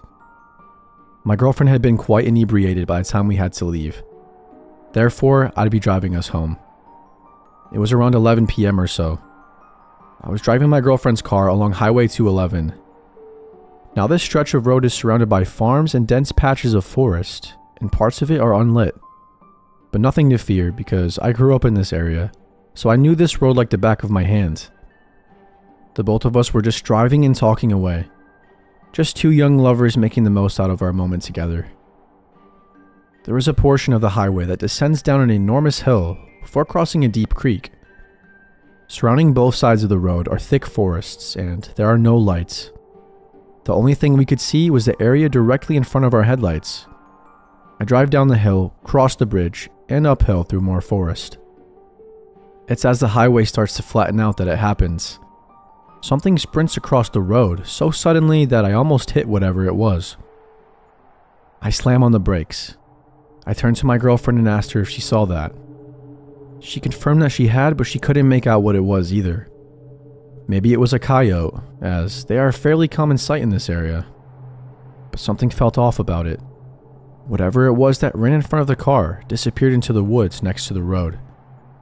Coyotes don't usually just dart out in front of cars. Not like that anyway. So for some reason, I decided to check it out. I turned the car around and switched to the high beams to better light up the forest in which this thing had vanished. I stepped out of the car and walked towards the woods. I don't see anything at this point, but now it feels like I perhaps made a grave error. Because my heart is pounding and the hairs on the back of my neck are standing at full attention, but I still don't see anything unusual in the trees. Suddenly, the car's horn blasts. It's not just a normal beep beep that you'd get if you say your driver or passenger wanted you to hurry up and get in the car. No, this was a long blaring beep. I walked back into the car and asked my girlfriend why she leaned on the horn like that. She said nothing, and instead she pointed to a spot about 50 feet from where I was standing. I looked over in that direction, and that's when I saw it. Surely this had to be the thing that ran in front of our car. It was a man, and he was completely naked. His skin was covered in dirt and mud, and in one of his hands he was holding a hatchet. He looked back at us, and then he smiled and waved to us just before turning around and walking back into the forest. Needless to say, we got out of there. Once we were safely driving again, my girlfriend explained what had just happened. While I was trying to look for the man in the area he initially vanished in, he circled back around and came out from another spot in the forest, beyond my car's headlights. My girlfriend had seen something out of the corner of her eye, and that's when she saw him. Before she honked the horn, he was walking towards me, with his hatchet raised as if he was going to strike me. We called the police once we got safely back home, but they never found anybody. Or they did and just didn't tell us. But the officer we spoke to explained his theory. The man was obviously looking to ambush unsuspecting lone travelers, for Lord only knows what reason. Anyhow, we all agreed that my girlfriend's quick thinking saved my life, as it let my potential killer know that I wasn't out there alone. I moved back into the area recently, so I now drive that highway often. No naked hatchet man sightings yet, but I could tell you that I'm definitely extra vigilant now, especially near the deep creek.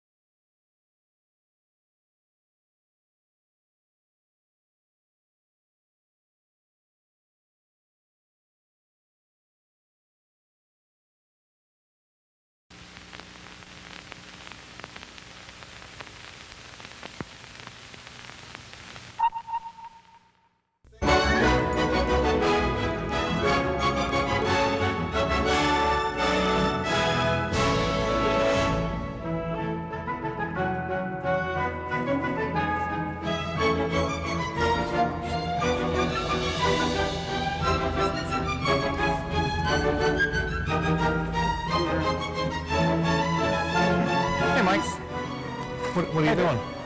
Well, you know, I live in an apartment. Every year I have to set up a house for Santa to come to. What? Yeah, Santa's got to come to the house.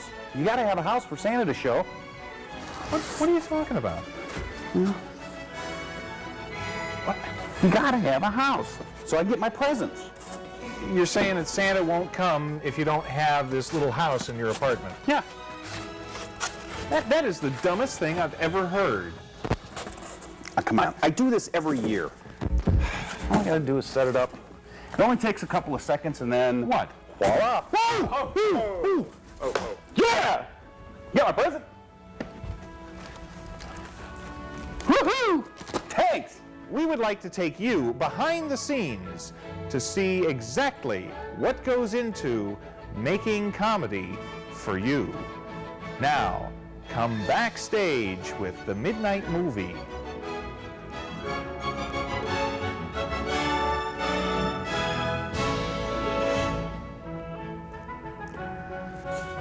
Here you're seeing from the reverse angle of the set. As the main character begins to set up the stage for the skit, a stage hand comes in from off the side and pulls our Santa out from storage.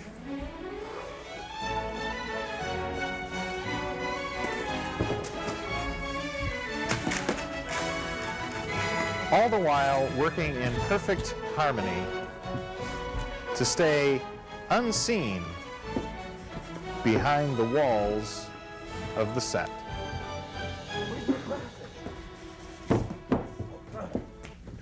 Notice how quickly, quietly, and efficiently they move so as not to attract attention away from your viewing pleasure.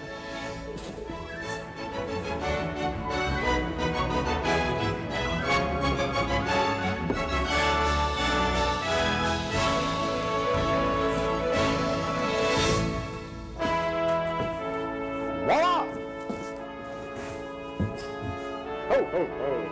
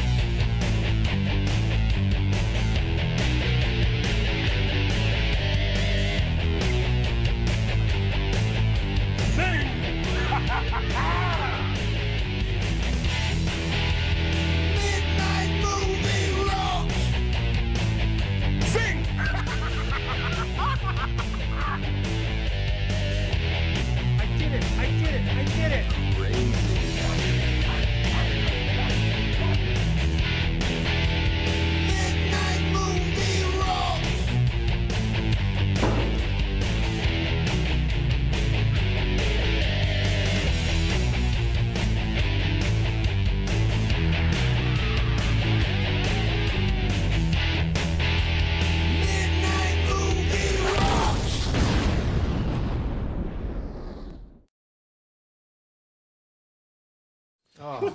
Merry Christmas, everybody. Yeah, Merry Christmas. We got nothing.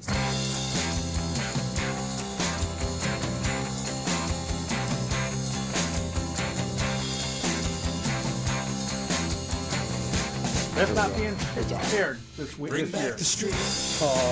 We'll find. No, apparently it's Circle of Fear. Wait a second. Wait a second. Yeah, bring back the streak. The unique physique. We need to bring back the streak. Yeah, we do. Let's do it now. Let's go streaking down the neighborhood. Let's do it now. You want to do it? I dare you go first. Oh, sorry, Kathleen. That's just how he gets the camera set. Could be on anybody, but yeah, could be on anybody, but I guess he's got a white balance in your hair. Hey, that spotlight really makes me look gray and thin. That's a good thing. Put it on me. Put it on me. I'll take the thin part. Put it on them. What's our Jacksonville, Florida guy's name? Yeah. Oh crap! Hey, Jacksonville, Florida guy. Jacksonville, Florida guy. Oh wait! I'll get a pop He's in a band. Was it Eddie? Apparently, we're on air on a local channel in Florida. We had no idea, but thank you for pointing it out. our friend from Jacksonville, Florida. Yeah. That Denny here.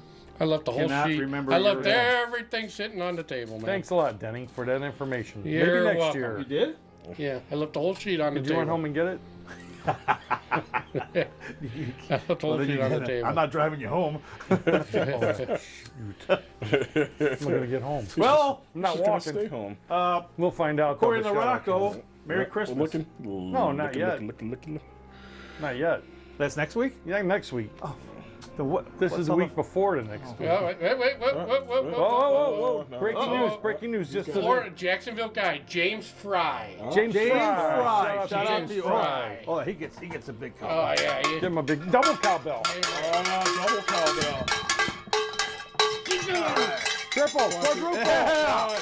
Quad cowbell. All right. Okay. I bet that'll wake you up at home. All the way down in Jacksonville. Shout out to you, Wadsworth, Brunswick, Cleveland, Monster Channel. Tingler Television. What, double feature Mondays? Yes. Betamax Tingler TV. Television, Betamax Television. Vortex. The Vortex. We're Cox everywhere. Cable. Where? Cox Cable. Cable. Shout out to you. And Spectrum. And Spectrum. And whoever else wants it here. Remember what I said. Yeah. Copy down our website, midnightmovie.net. If anything ever happens while you're watching us on any affiliate, go to our website and you can watch our show, but you'll also find out what happened. Really? So, yeah. Is that true? Like if all of a sudden, something happens? all of our Spectrum viewers, what happens if all of a sudden? Because, sometimes there's glitches. Then you go to our website, what happens? You just said, I'm just asking what happens. I didn't know. You can watch our show. You can go there and watch the show that is, Yes. Are you sure? Most of the time, you'll be able to catch our new show up there. In the showcase? And That's happening? My point. Is that okay? My whole point Easy, of this. easy. I'm just trying to get, No. because that didn't happen before. No, my whole point of this Okay. is that sometimes there's glitches in Spectrum and Yeah. Cox Cable, okay, where they can't find us. Like there's a blue screen on Spectrum. Yeah. What happens if it just stays blue and you never see us again?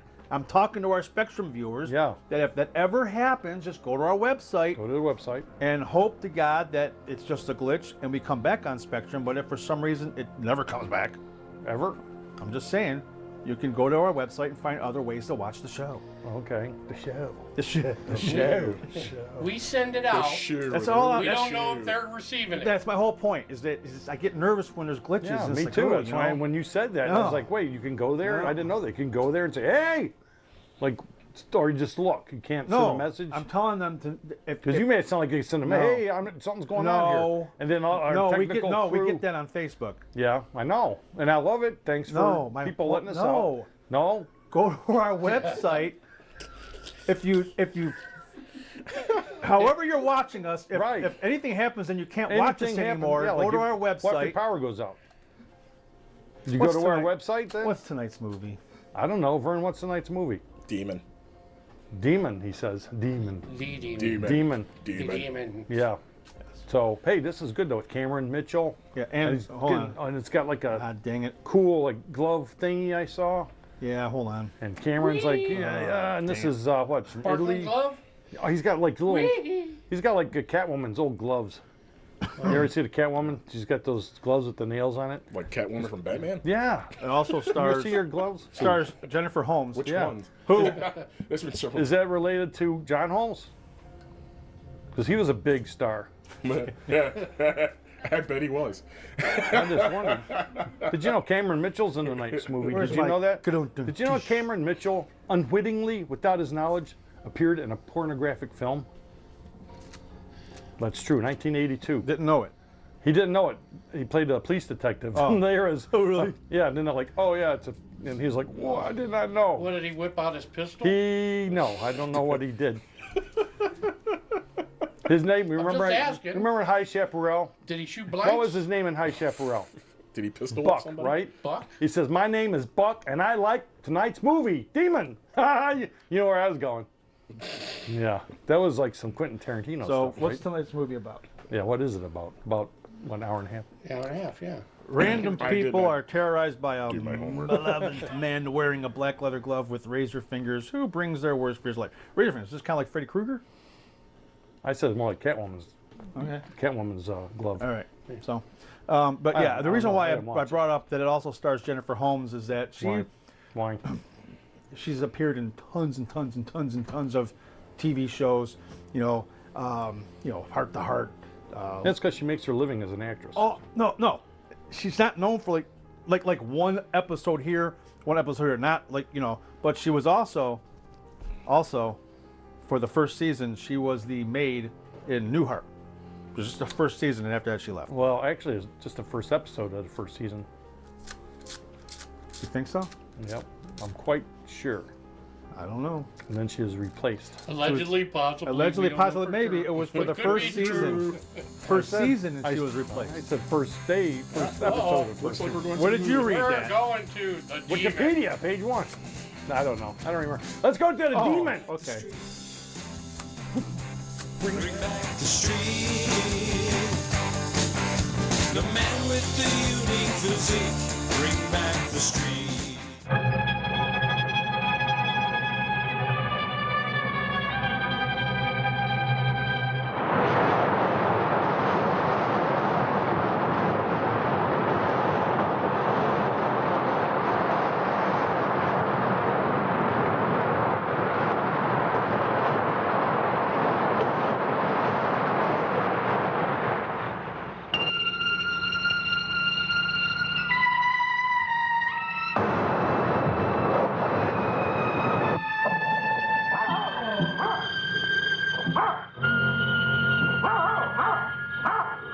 Earthship, Mr. Spock?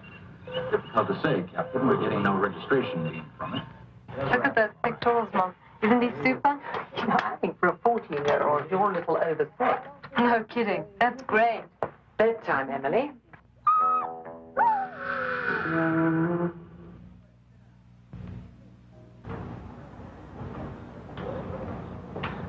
Ready?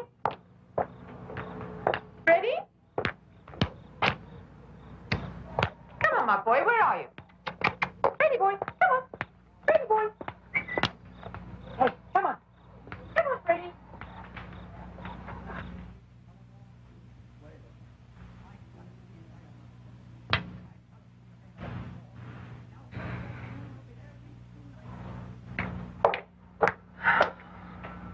Dogs oversexed, too.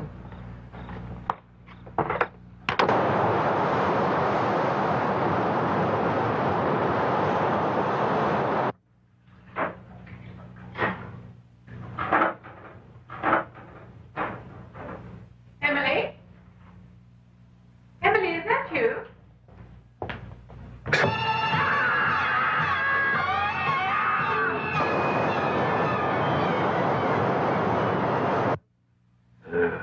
No!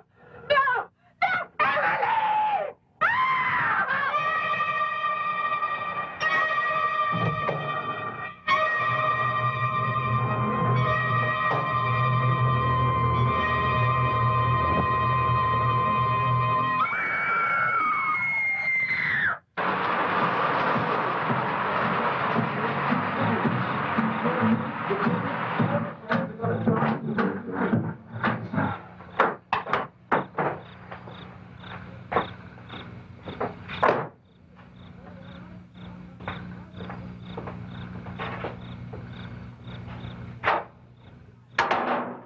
John? John? John? John! John!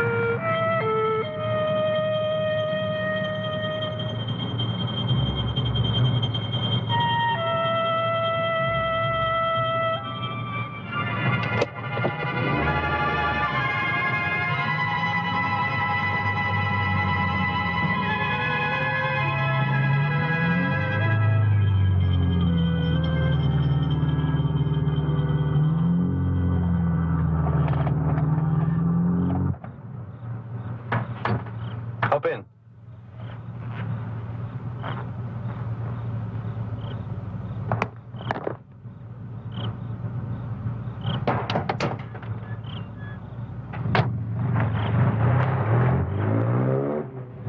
You're lucky I came along. There's not much traffic on this road at night.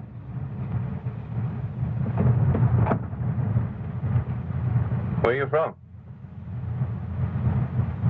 Not the talkative type, huh? Okay, suits me.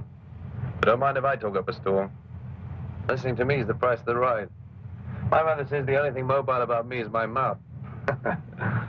She doesn't know a little boy all that well. I guess it's true. I do go on a bit. I'm an actor, temporarily unemployed. And if there's one thing an actor likes more than an audience, it's a captive audience. Right now, I'm a courier at the Mandax nuclear project. Spent half my life in a car, traveling up and down, up and down. But a man needs the bread. A lot of people got funny ideas about actors. Take me. Just because I'm not married, even my mother thinks I'm on the other side. She hasn't said it outright, but that's damn well what she thinks. Hey, don't let me scare you.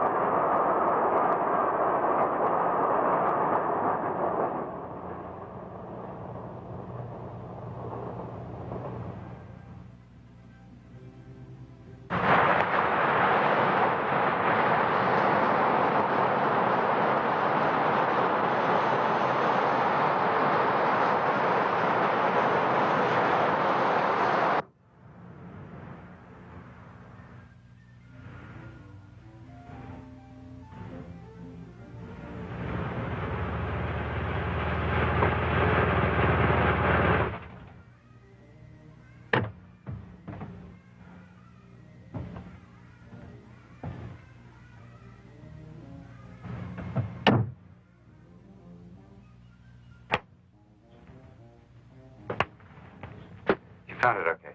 Well, if I couldn't, who could? Come on in. Thank you.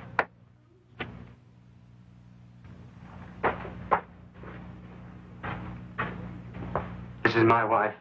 Joan. I know. Colonel Carson. Bill Carson, U.S. Marines retired.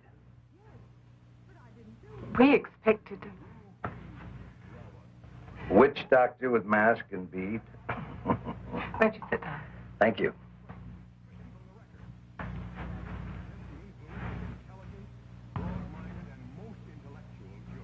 Now, how do we start? It's been over 2 months, and the police have gotten nowhere. We don't even know whether she's alive or dead.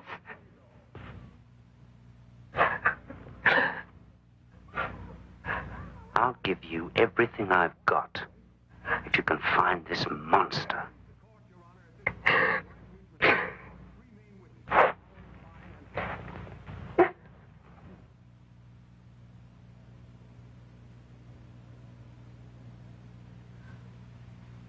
I'd like to make a few things clear. Whatever you've heard about me, I'd like to straighten you out. You see, I'm not a kind of medicine man. I'm not a mystic. I'm just someone who's been gifted with ESP, extrasensory perception. I ask the same questions the others ask. The only difference, sometimes I get the answer. Sometimes. Yeah. Professor Johnson up at the university said that you'd helped in cases like this before. Good old Jake. I did some tests with him. He got a few surprises. Yeah, but can you find him? That's all you care about, to find him. Don't you want to find Emily? Find my daughter, Mr. Carson. Please.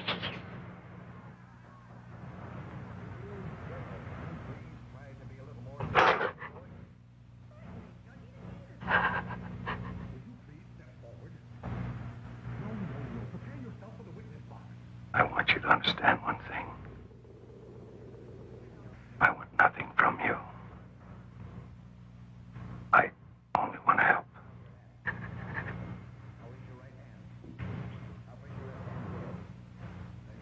Sometimes I just sniff around.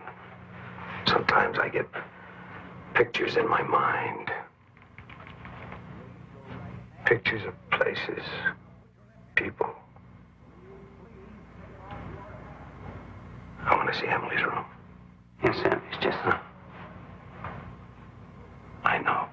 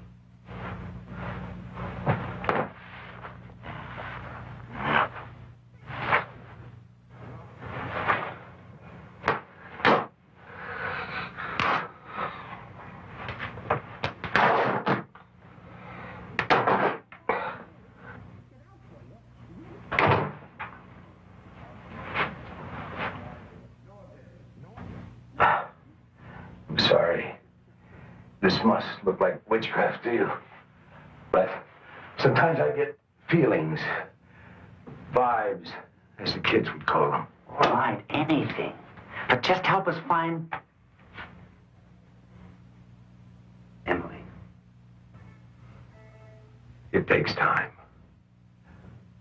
I have to let my mind dwell on what happened, then walk over the ground, visualize things until I'm almost part of them. Until I'm almost him. What we're dealing with here is an aberration of the species. Something hallucinating, evil. My God. Terrible evil. You will find him. Might be better if I didn't.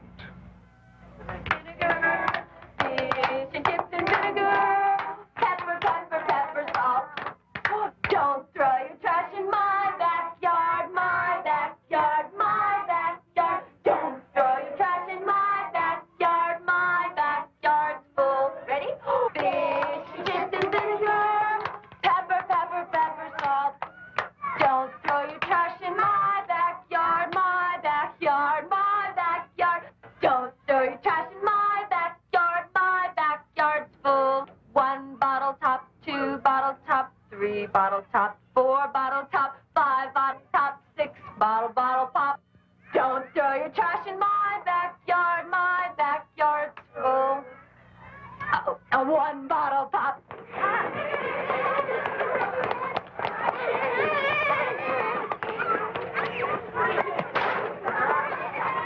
Gotta go. Apart from various abrasions and contusions, I'm suffering from severe case of frustration. I mean, if somebody pokes me in the eye with a stick, it's not enough to just complain in a loud voice. I'm just about ready to clobber them. Not according to the text, you gentle. I think of these people. Little people. People?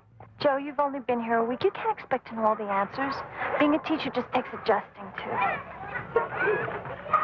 They're people. What am I? My cousin, and you better hang in there or I am going to stick Jennifer on you. You got it?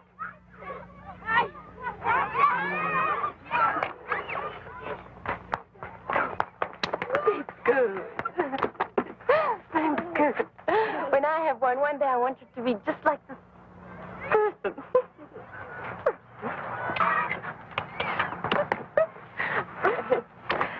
See you later, honey. Hey, where you going? School's out, Joe. Teacher, too.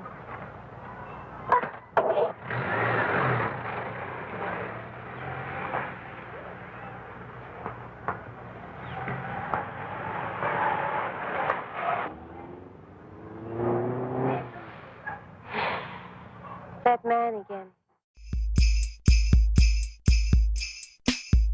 I was setting up cameras to shoot the midnight movie when suddenly my eyeball spied something groovy.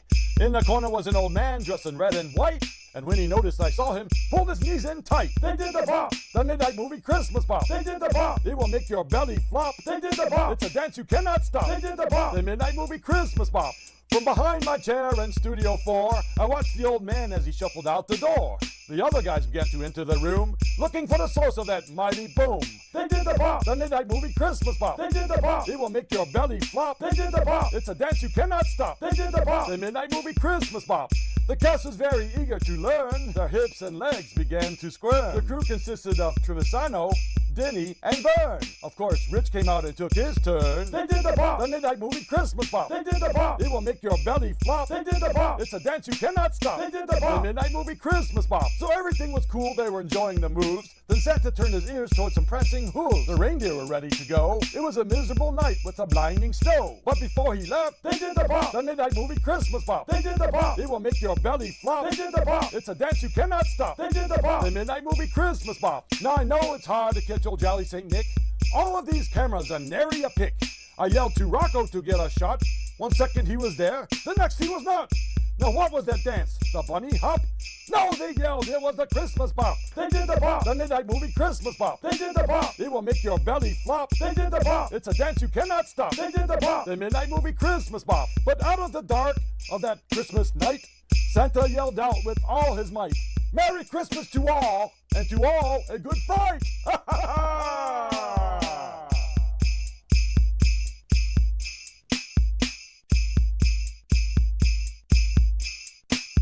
Santa does exist. Papa,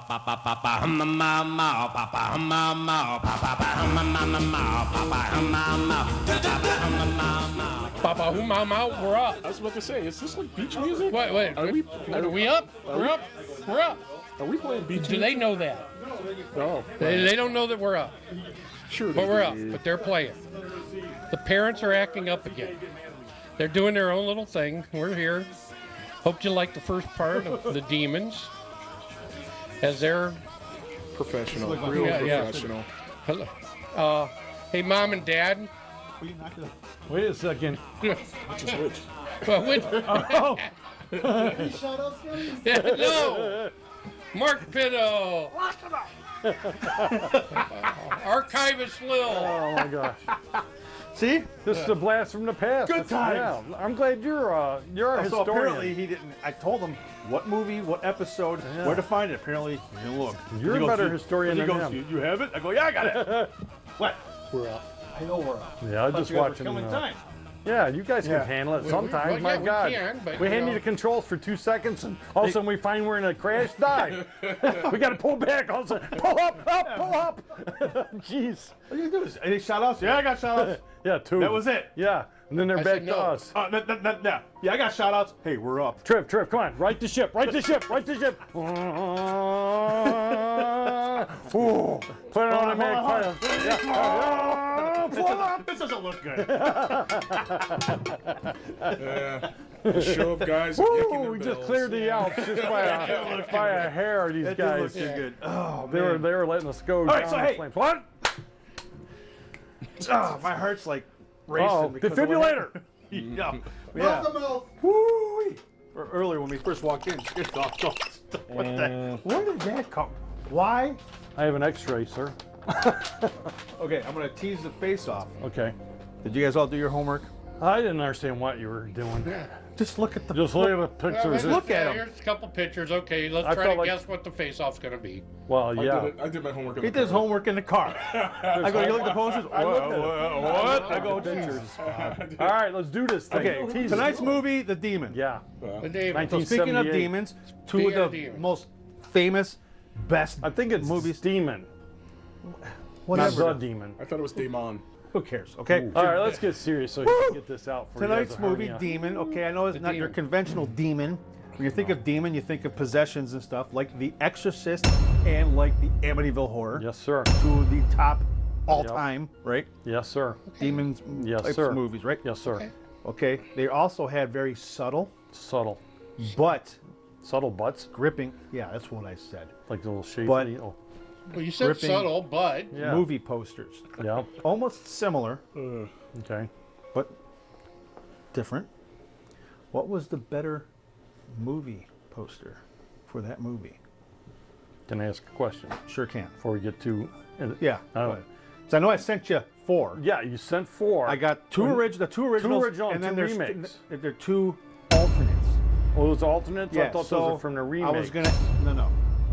So those are from the are original, alternates. just alternates. Yes. So I was going to have a sub face-off after we did the original face-off. What was the better alternate? What would you have gone with? Okay. So tonight's face-off, the tease is, you got The Exorcist. Okay. And you have Amityville Horror. Put them up there. Similar. Subtle. But they really hit it, I think. So right on the head. What was the better movie poster? Okay.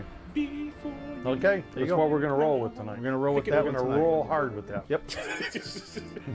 Okay. Right. They're having their own show over there. Now they can carry on the show. Yeah. And not when we tell them, hey, we're busy with something. Yeah, we give them 2 seconds and we're nosediving. Speaking of nosediving, let's get right back into Cameron Mitchell kicking some butt here. Cameron Mitchell is cool. Oh, wait, was that on camera? Yes, sure was. Oh, oops. Well, what do you think? We're suing your show. Of course it's on.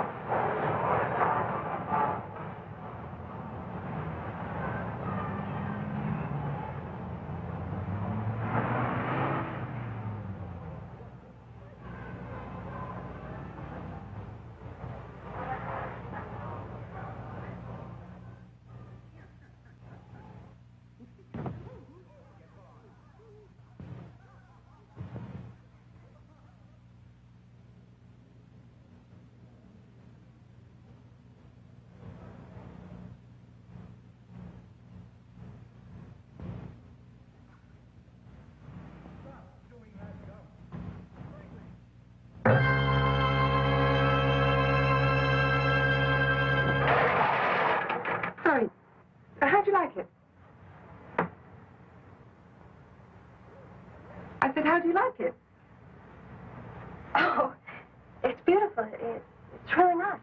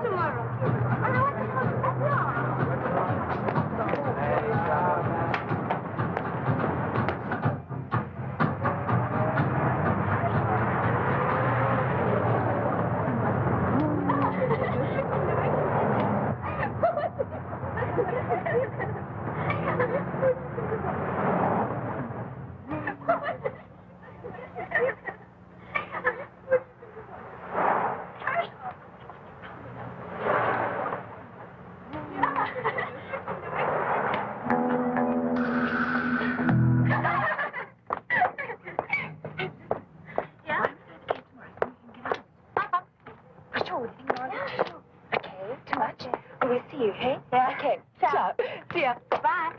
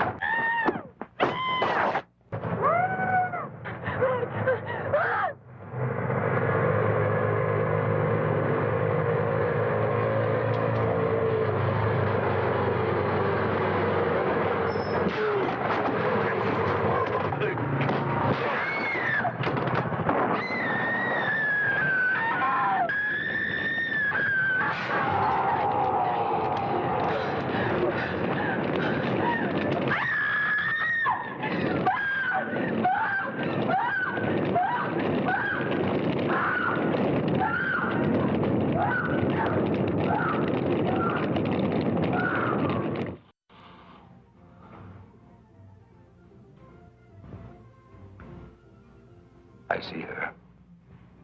She's high. She's high up. She's floating. Floating. There's always a wind. Is she alive? I can never be certain. What do you think?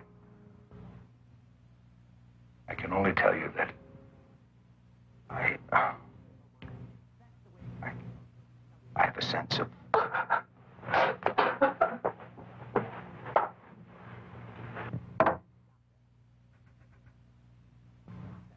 I'm sorry.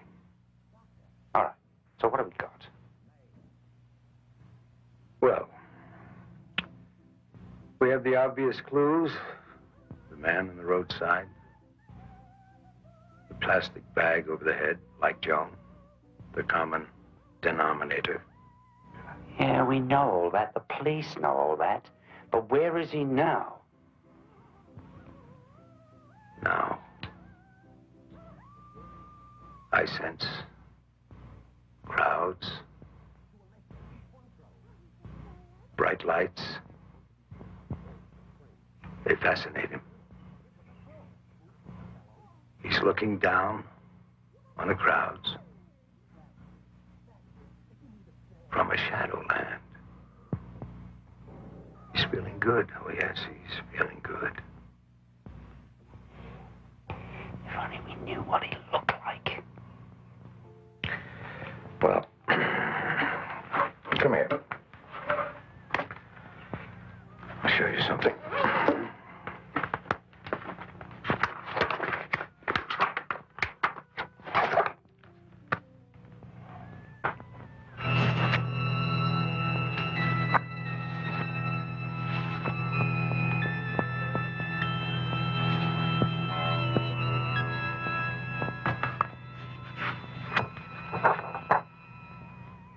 This doesn't mean anything to me. I mean, I don't get it. This is a composite. It's sort of a police kit. I sometimes work this way. The only thing, the face, I just don't. Well, the face doesn't come to me. But do you get any part of him at all?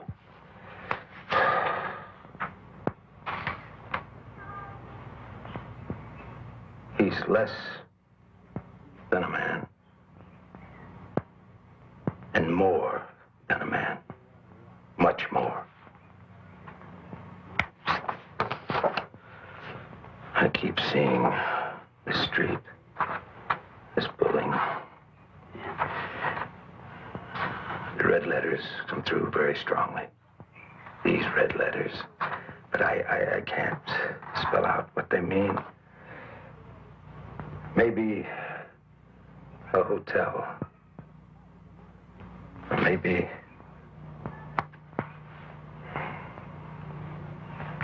May I keep these?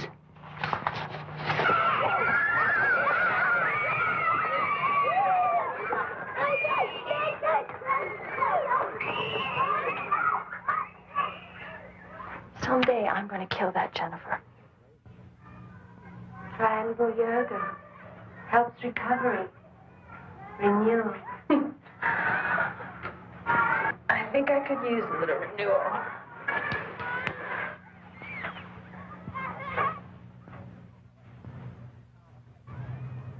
Now you tell me why I shouldn't wait up for you tonight. Not supposed to talk, just meditate. Talk now and we'll meditate later. I have a date. Oh, who's the lucky guy? You're not gonna like it. Try me. Dean Turner. I'm 18. I don't care, I don't like it. I'm going. Fancy cars, fancy apartments, fancy restaurants, and no visible means of support. Fancy that. I'm not a preschool kid. It's just that I'm your only relative in the whole hemisphere. Believe it or not, I really do love you. He's a pussycat. He's a tomcat. That bad? I prefer cats who work for a living. I promise I won't let him ruffle my fur until he's given me a bank reference, financial statement, and his credit ratings. A blood test. Deal? Yeah, it's a deal. So what time are you going to come home? Before I give you the trouble?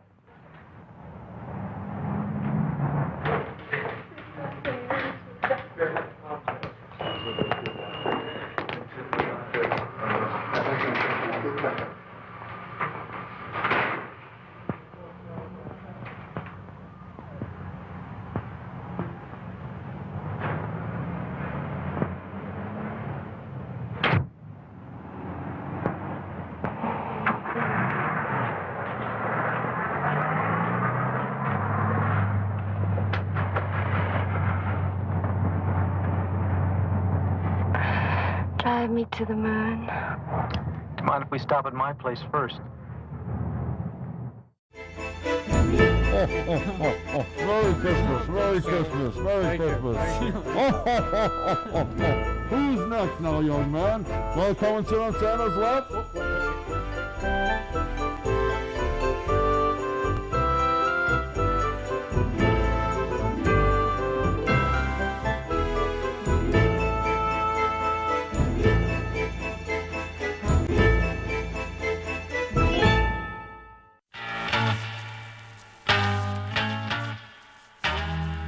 I love when we start with this music. I love this music, Rocco. Oh, there's none here now. Oh, it's there. Hear it? This is the cool music. This is the kind of music that takes you to superstardom. This a Doug band? No. Who is this? Is Gilardi music, right? See? Sounds like a Doug band. I think we have to ask Todd. Now you got me wanting to go on this stupid thing. Yeah, we gotta ask Todd. Todd. Got one more. Wow, we got another one? Here, you want? Yeah, Whoa. I found the other two at my house. Wow, we got Slinky's our place, guys. Okay, that's a toy you just don't see We too have much anymore. ammunition too. Oh, what? Wait, how many of what? these do we have? We each got Slinkies? Give him one. Oh, man. Hey. It's a slink fest. A slink fest. I like that. Hey, Okay. Slinky, maybe you want to sponsor us, huh? We all got you. All right, so how's the So- movie? How's the movie going? How's the movie going? You know, it's what Cameron Mitchell, he's like, you know, trying to figure out what's going on. And they don't really know. He's trying to figure out what's going on. Cameron Mitchell didn't know either. Well, on that note, Whoa, 3D. Whoa. you know what That time was a it good is? shot, Rocco. You know what Do that time it again. is? You ready? Whoa. Ow.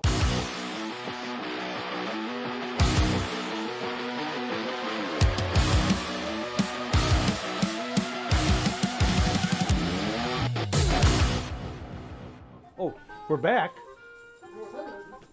Oh. Oh, wait Hey. for them to raise their hands. I lost my... Oh. I I'm the one that says you don't have to do it no more. No, you gotta do it. Well, you didn't do it. I did. I go, you know what time it is? Well, I You didn't know what time know. it is? You're too busy playing with your I slinky. lost my Slinky. I'm gonna pull a, you know who, and they're gonna knock it off. Put it away. Lock it up. Lock it up. How dare he? All right, so Games until somebody loses an eye. yeah. Hey, is that Hell's- the ghouls? hell's growing on the end of that 98.5? thing. Huh? Okay. Was that it? Hey, look at see how you reckon. That was recognize the- that? I know that. See, What the hell that's did you Ghoul. That's from the Gold Ghoul show.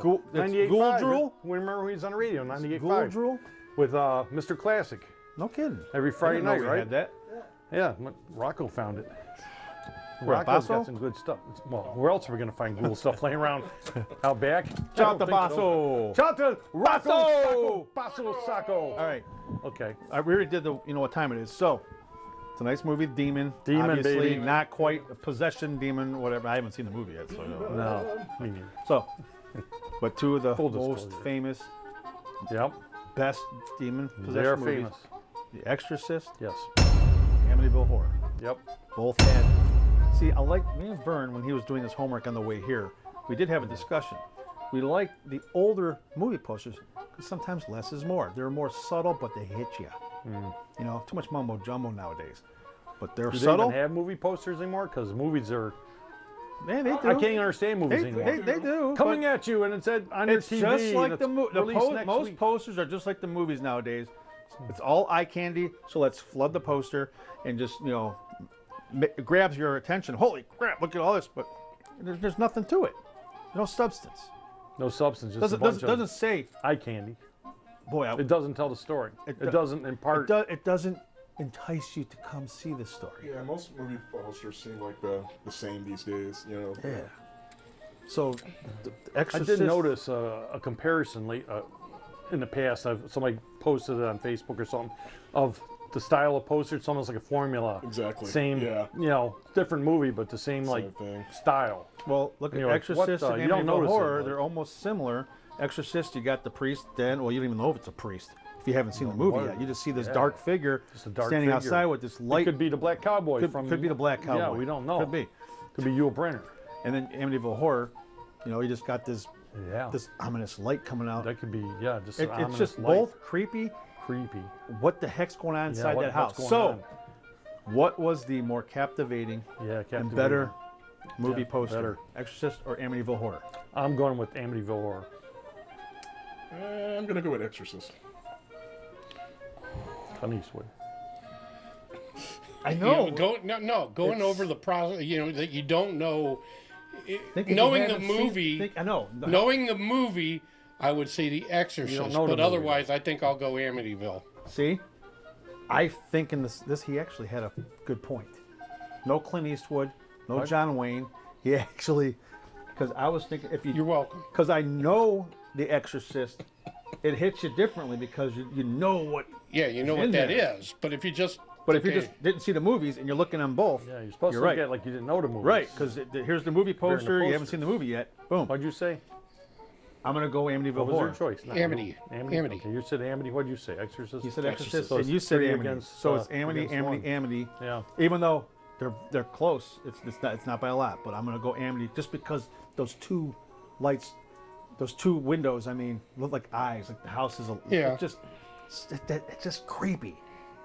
I'm going Amityville. It's just flipping creepy. But you're right, Denny.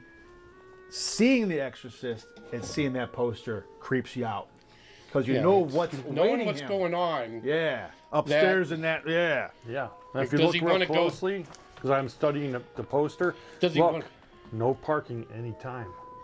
He could get a ticket, so I mean, Yeah, but it's like in the picture. In that picture, it's like, does he want to follow the light? What does he want to follow the light? Does he want to walk into the light? So to speak? Rocco, put the posters back up to refresh the. Put them back up while the audience can look at them again. Rich, you said Amityville, right? I said Amityville. And why? Because this, not knowing the movie, reminds me that I'm going to go see Death of a Salesman or some stupid, melodramatic. holding a briefcase plot. with Yeah, a- because he's a just doctor's standing bag or there. something. It looks like could be a traveling salesman. I don't know a priest is walking around carrying a bag if I've not watched the movie. So it's not captivating me. Plus, there's no parking anytime. I don't go anywhere where there's no parking allowed. Jeez. Anytime. But, the Amityville Horror, what gets me on that? Not just the house itself, but that devil's tail right there. Almost like the devil's toe. The devil's toe. of That's Satan. why we don't mess with the toe of Satan. So toe of Satan. Same thing. The toe of Satan gets respect. So does that devil's tail. Okay. Vern, you said Exorcist. You're the lone wolf here. Yeah. Let's hear your reasons for this one. I mean, I like the poster. I like the way it looks. I like the guy standing there because you don't know what he's going to be walking into. You don't know who he is, what he is, why he's there. Right, exactly. There's a certain mystery about that. Right. So, but the light kind of, it's kind of misleading because, because it's The Exorcist. You're going to sit up there and it's like, is he, going to God or, because light is supposed to be like heavens and stuff, not like the devil or anything. But that's why I kind of like that poster. With Amityville, I like the house. I like the Amityville too, but I like the house because every time I see those windows, it freaks me out. Yep. It always freaks me out because anytime they do like another remake or a sequel or something, they always show like that house, and it always looks like two weird eyes. You okay? Look, I see. You remember what happened in Amityville? Yeah. And you're talking about it, and we're talking about the toe of Satan. The next thing, the flies are all over. Well, they were in the basement. I'm surprised there are flies on there. All the spiders probably ate them. Go ahead, Denny.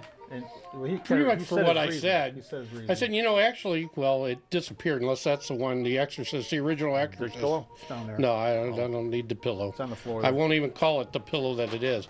But you look at it, you really don't know. I guess sort of you see him. He's tilted looking up toward the light. Right. But in a way, you don't know. He almost could be looking down, almost like away from the light.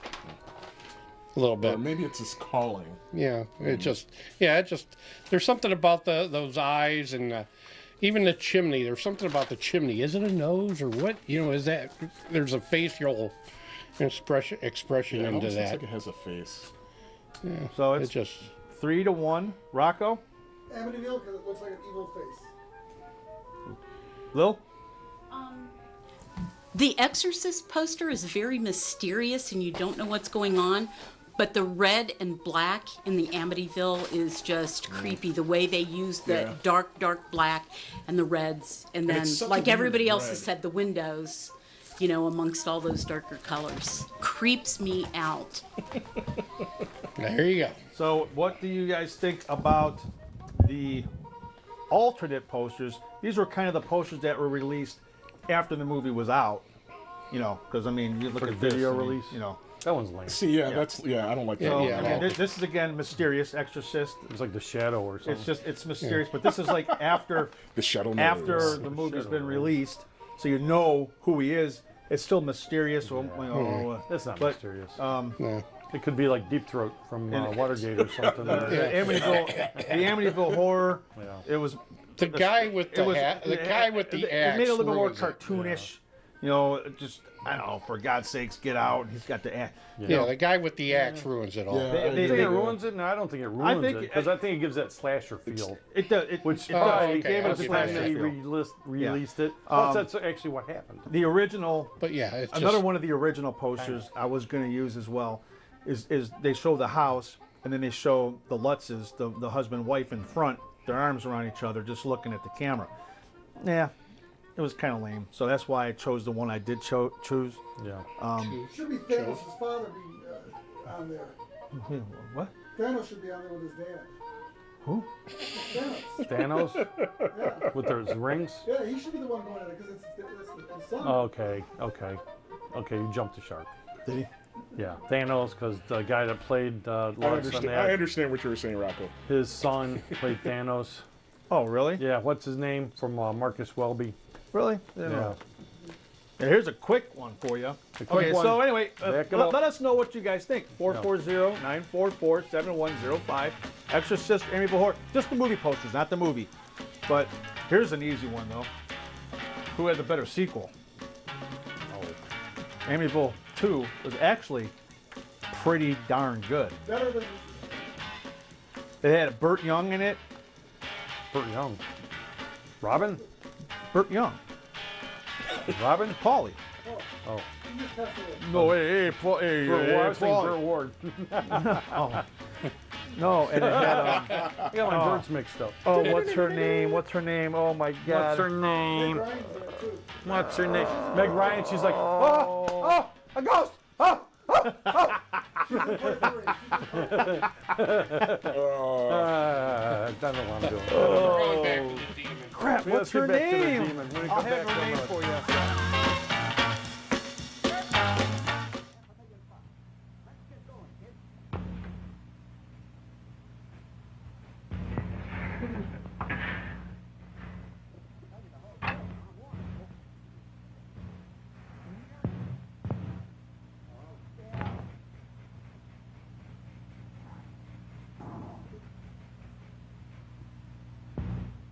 Cozy little pet.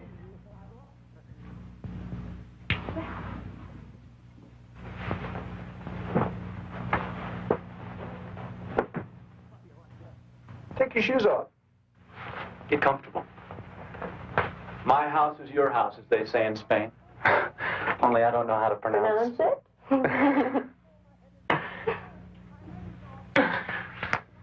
Will you have a drink?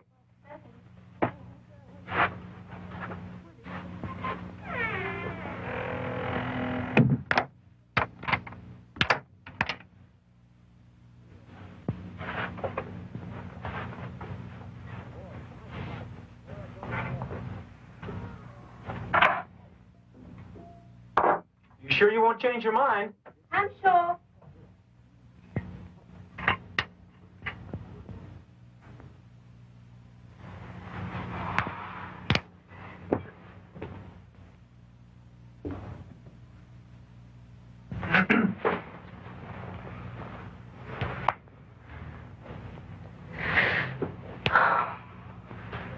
You're looking for the ladies' room. It's that way. Bedroom is that way, too. No?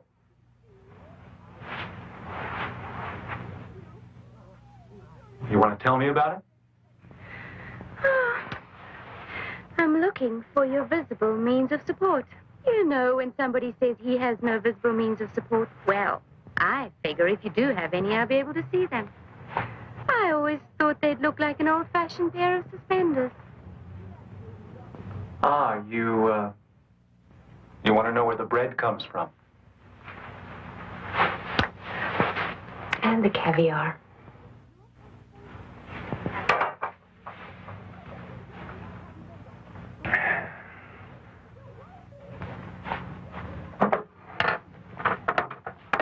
Back home in Delaware, my old man heads one of those multinational companies.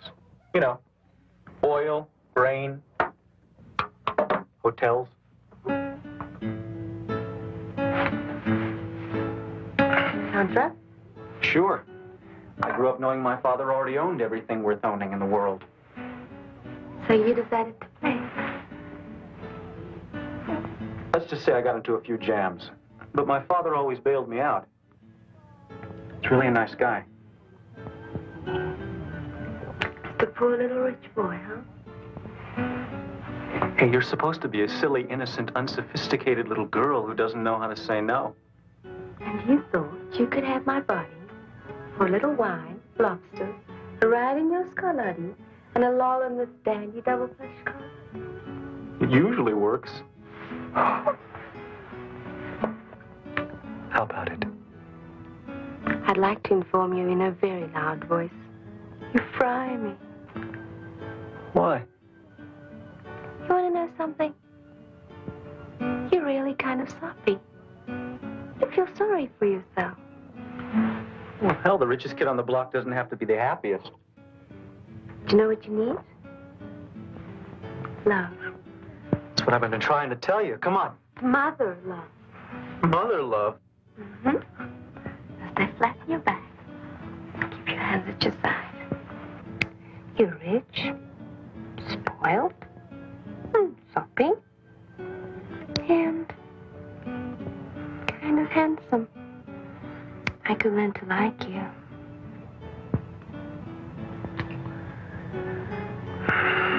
Tell me when I can move. Not tonight. We have to straighten you out first. Not a bad start for a rotten kid. I was right. Right about what? Pussycat.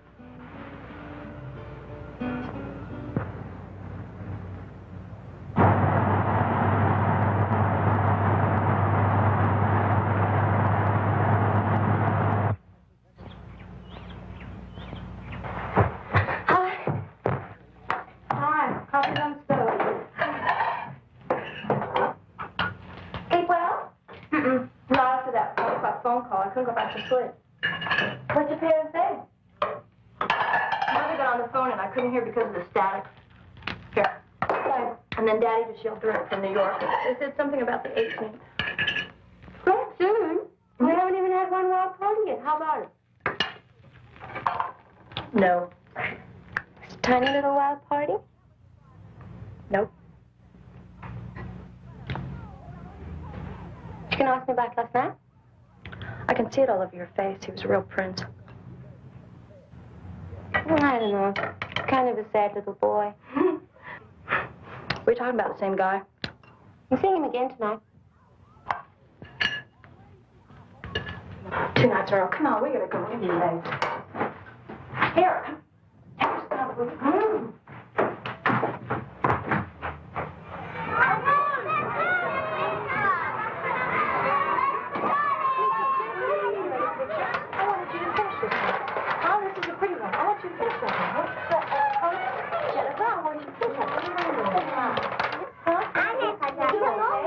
No, stop. Let me see what you're doing, huh? What's that?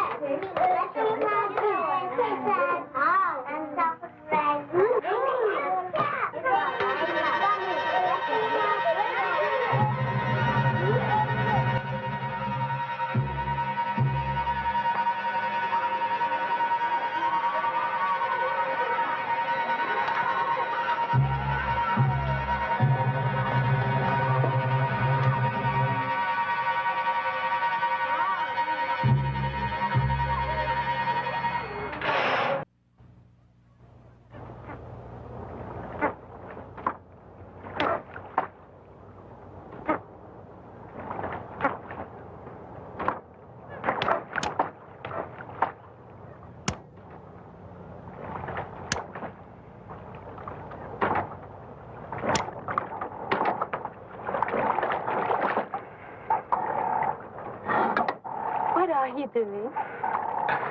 I'm looking at you through my super-duper spy camera.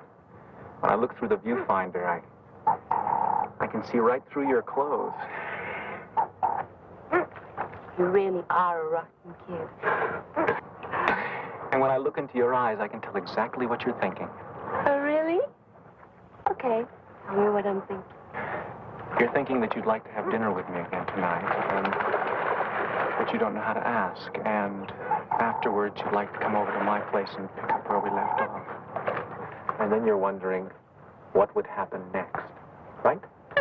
Not a bad shot. But tonight's out. I have to help Mary with some paperwork for next week. Get out of it. I can't. How about tomorrow morning, early? Look, you don't have to work. I could fly us off to Paris, Rio, Kathmandu. I know you won't. If you want to see more of me, you'll stay right here. Even if I have to dig a hole and plant your feet. I need truth. Could you love a man who had roots growing out of the bottom of his feet?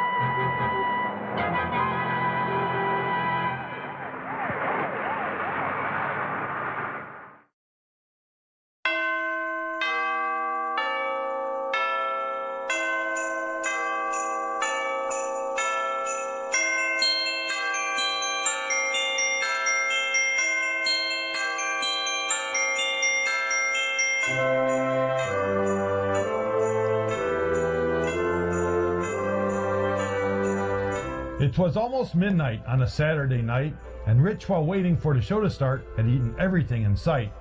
Candy and chips, popcorn and whatnot. It started with a little, but became a whole lot. So as sleep slowly weighted the lids of his eyes, a crazy dream started, probably fueled by greasy french fries. The midnight movie started, but soon stopped with a jolt. Triv came on screen and said what was thought to be a joke.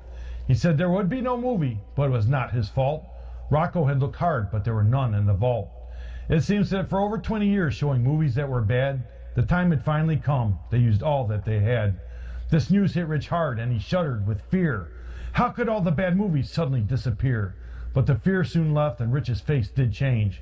He was like a wild animal seething with mange. The fire in his eyes started to glow. There must be a bad movie for the midnight movie to show. But where could Rich find them? Where could they be? The answer came to him quickly. He would get them from TV. Using a gadget purchased entirely online, Rich would visit other shows and see what he could find. He visited Goularty and Big Chuck and Little John. He visited the Ghoul and even his son. Surely there are movies that they never run. Too bad, too rotten, but still a lot of fun. Superhost, Frank and Drac, even the prize movie. Even took a chance and visited Svengoolie. There was nothing, not anything, nothing to be had. There was nothing campy, not funny, and decidedly not bad. As the clock moved steadily with its constant tick-tock, Rich suddenly remembered one movie placed under the box. The box was where really bad movies would go, when the Midnight Movie Gang decided they would never again show. This movie was under, not in or contained. The film's title was on a tip of Rich's sore brain. Eureka! We had it! A movie for our fans. A really great rotten bad movie right in our hands. So if you find yourself looking for a bad movie for fun, sit back and relax. The Midnight Movie has plenty to run. The TV screen flickered as the Midnight Movie came back to life, when suddenly Rich was shaken awake by his wife. With a look of frustration and a hint of despair, Rich let out a question. What movie did air? It was too late. The credits had rolled. The wife knew nothing, nothing to be told. Rich raced to the vault at the bottom of the stair. Ripping open the door, bad movies everywhere. Hundreds, maybe thousands, plenty to air. The whole thing was a dream, a symptom of eating that crap. Rich had saved the Midnight Movie, at least in a nap.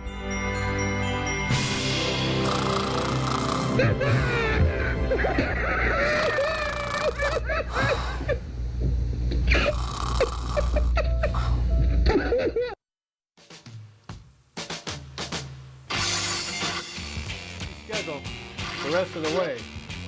Wise men say only fools rush in, but I can't help falling in love with you. All right. I just felt like doing it. Thanks for chiming in. That was my ex-wife's, one of her all-time favorite songs. I'd play it for her. All right, that's cool. And then we sang it to Buzzsaw. She don't talk to me no more, but well, for some reason you see this. There you go. That was real sweet. He didn't care for the story. I appreciate you sharing your personal tales of woe with us. Tales of woe. Tales of wow. You need a clean Whoa, Tales whoa. of wow. I knew it was coming. As soon as I said Do whoa, you need a hanky? I knew it was coming. Tales of wow. We haven't had any of this in a while, though. It's been a long Yeah. time.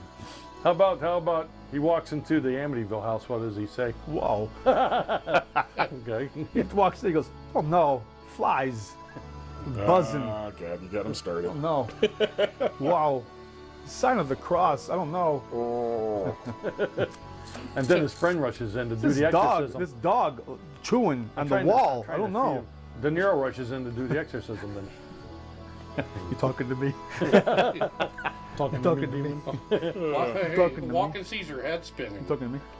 Wow. Okay. Whoa, that's about everything. We're you know? stuck in. We're caught in a trap. We can't walk out. The power of Christ compels you. Get out now. You. We're in a loop. That's a good loop. Dangerous. Stock. We'll take you outside. We're gonna talk and move you out. Now it's Schwarzenegger. I didn't. There's a little Arnold there. Go to We're gonna move you out to the chopper. Whoa, to the chopper, you demon! Get to the chopper.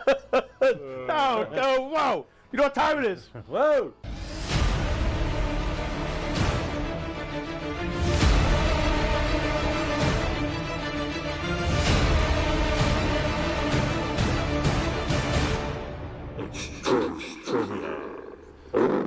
Ah! All right.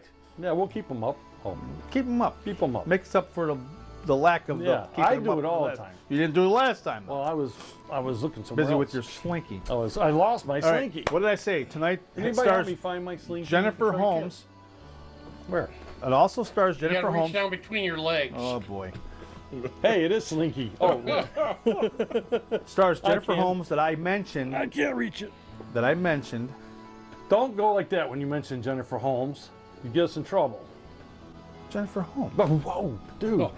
Will you quit with that? Who was the maid in the first season of Newhart? So you say. Opening credits of Newhart are basically the outtakes of what Oscar-nominated film that starred Henry Fonda and Jane Fonda. Come on. Oh, that. Did I just get? See, I didn't want to name it and make it too easy. Well, you did. I know by naming the second person. That's all I got. That's the opening credits. Allegedly, possibly, maybe, we don't know for sure, but could be true, are just outtakes from that Oscar-nominated film. I don't know about that. Really? What do you guys think at home? What do you think? I got no idea. You do. You do. You do. You do. Vern, come on now. Vern, you do. Mine's terrible.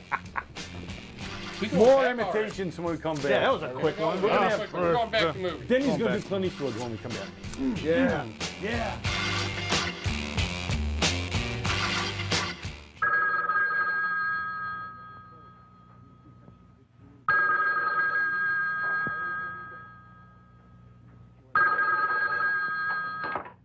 Hello? Hi, Bobby. Shoot, I'd love to come to your place, but if I don't finish this homework, I'm going to have 63 preschoolers picketing the grounds. Uh-huh. No, what? Don't go. Tell me something nice. Oh, I don't know. How did you end up with the greatest looking girl in town? Uh-huh. The 18th. Or I guess any time after Daddy finishes his business. Yeah. Mm-hmm. She's fine, just fine. She's all crazy about some guy. Uh-huh. You tell her. I can't tell her not to do something that she knows good and well you and I are doing. Besides, I hear it's good for the complexion. Mm-hmm. Oh, somebody's at the door. Listen, call me tomorrow, okay? I love you. Bye-bye.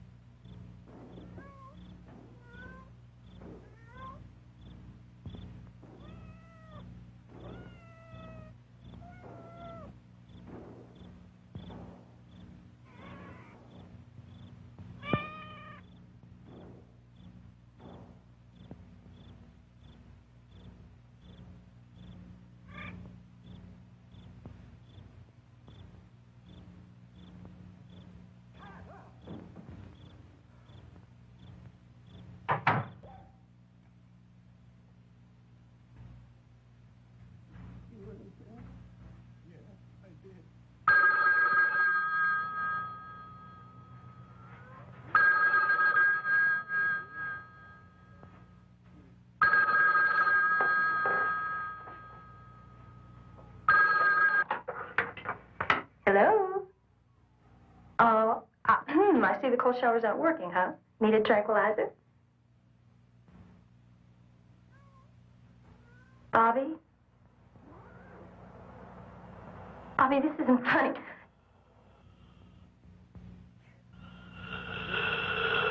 Bobby, is this you?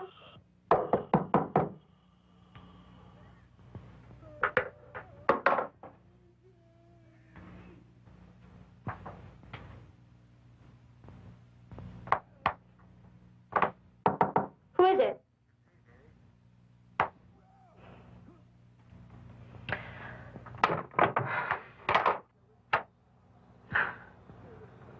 Dr. Stewart, what are you... Hello, Mary. Sorry to bother you at this hour. The Chippy's been making a devil of a row, hackles up and all. Janet thought she saw someone prowling around under your trees. I went out to have a look, but he'd vanished. And about a half an hour later, Chippy started up again. This time I thought I saw someone, but again he'd vanished. Anyway, I thought I'd come over to see if you girls are all right. I haven't seen anybody outside. Now, well, if you're all right then. Thanks, I feel better having Chippy on guard. Any trouble, I'll be right over with the old 38 special. Well, good night. I'll be fine. The windows are all barred. Night. Thanks a lot.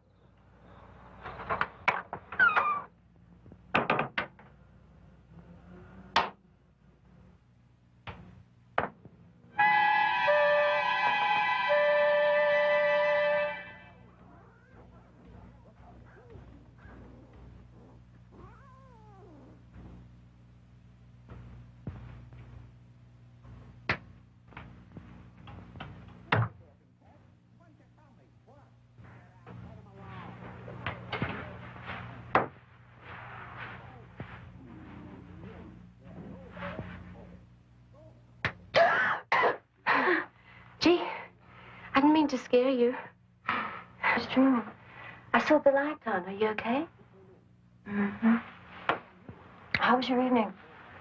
Unreal. Do you want to hear about it? Mm. Come here.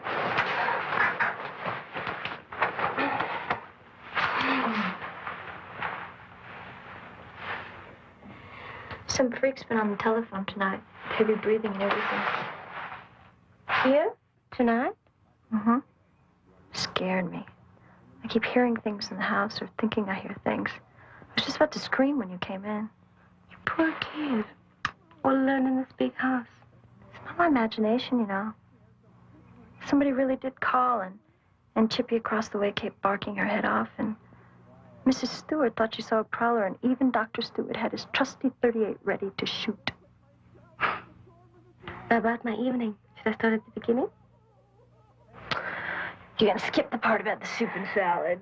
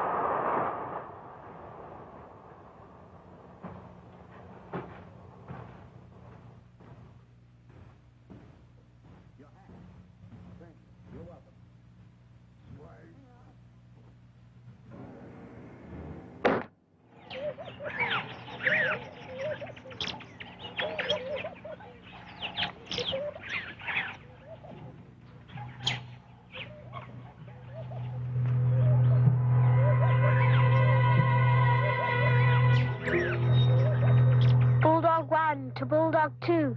Come in, Bulldog 2. This is Bulldog 2. Come in, Bulldog 1. Enemy position located. Prepare to attack.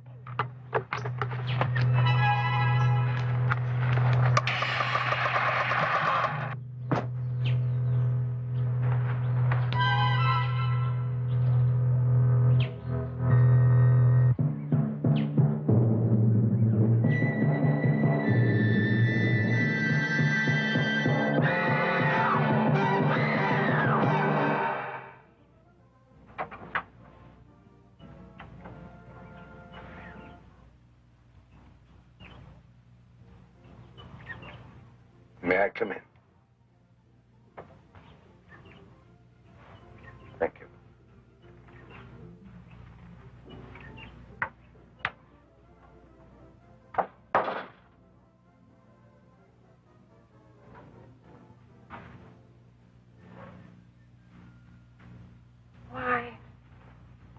Why have you come back here? Miss Parker, I came to tell you how sorry I am about your husband. From the moment that you came into our lives with your smooth talk, you brought nothing but more unhappiness and confusion into this house. I think you're playing a very sadistic game, Colonel Carson. A game? First Emily, then my husband. Miss Parker, what are you trying to say? Why did you let him go alone?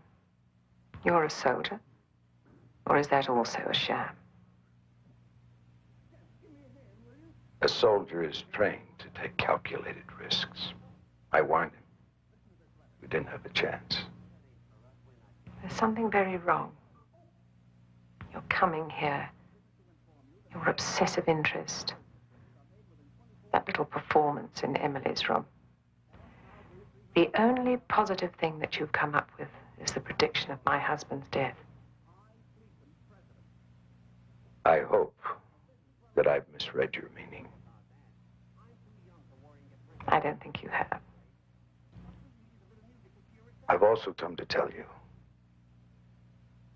the time of the demon, our demon, is drawing close. Yes. And your second prediction is also coming true.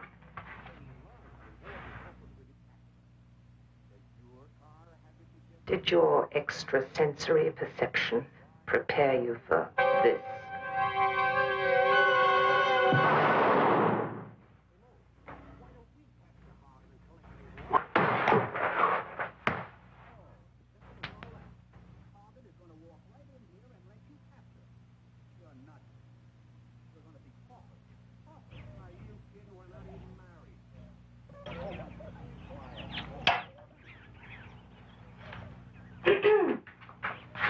Wow. Competition's getting real tough. I take it you approve? Green, baby. Good. I was wondering if this is nursery school. Special occasion? Mm-hmm. Dinner and dancing, etc., etc., etc. Yeah, okay. Why? Worried about being interrupted? Uh-huh. Tell me all. Well, if it's okay with you, before your parents get back, I'd like to ask Dean over. You know, just cook a little dinner, make it myself, show him I'm a woman, etc., etc., etc. Tomorrow night? Perfect. But I don't know if that would work. Your scrambled eggs are lousy. He'll never notice. And I'd have to figure out a way to keep Bob awake. Huh? You'll think of something. Deal?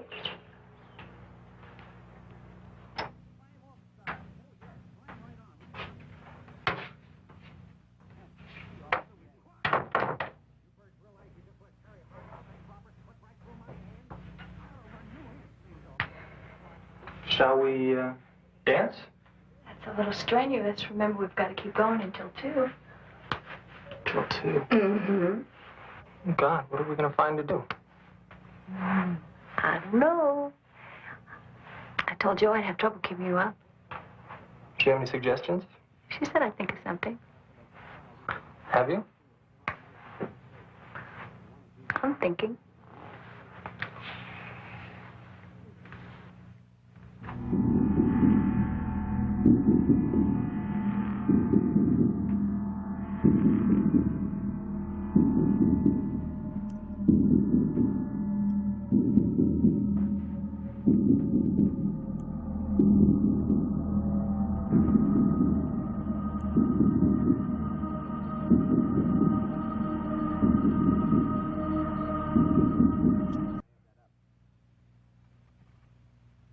Bobby?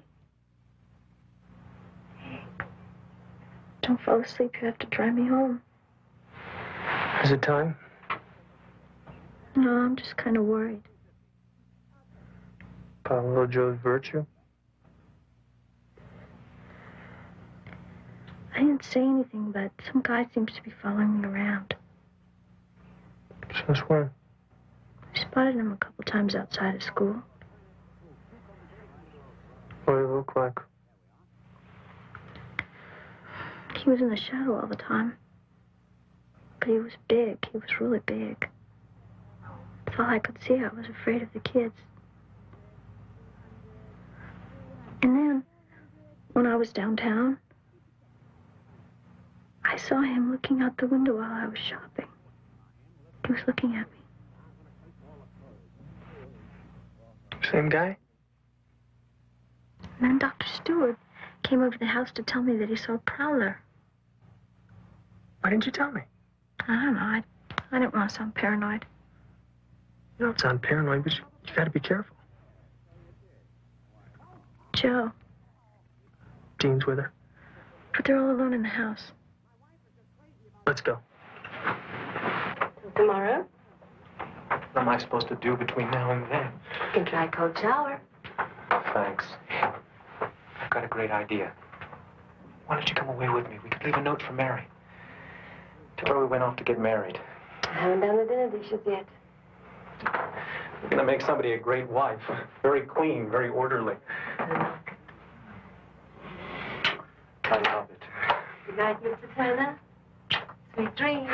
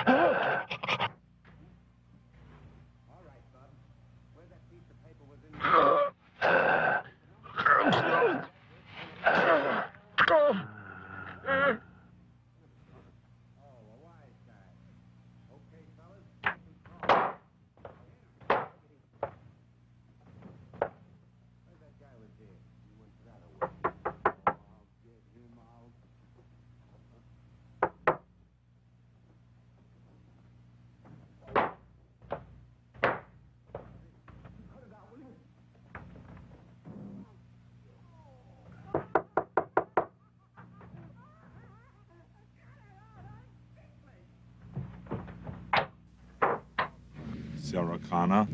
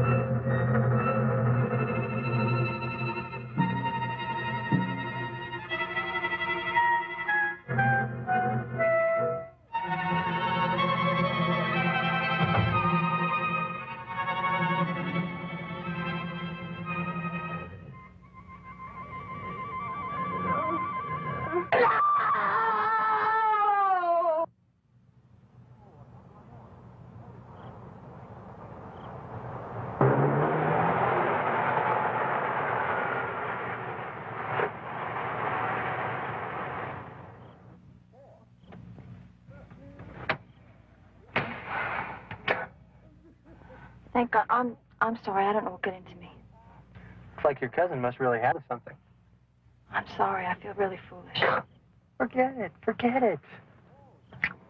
Hey, good night. Thank you. Hey, do you want to get asked in for a nightcap? Nope. I want to go to bed so I can look my best on Sunday. All right. I'll call you tomorrow. Okay.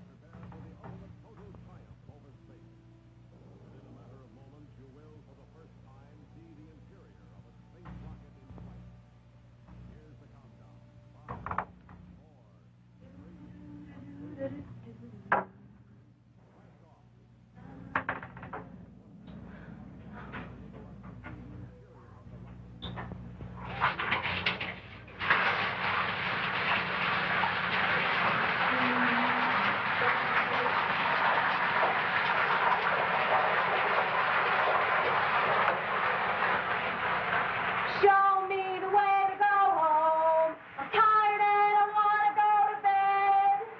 Da, da,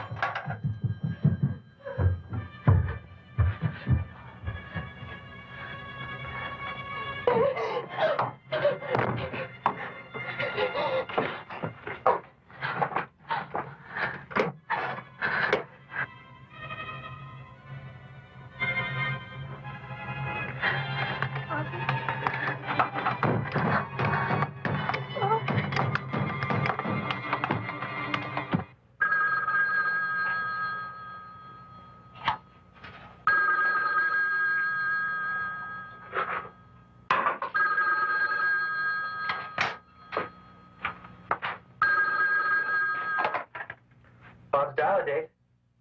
Mary? Mary, you all right? Bobby!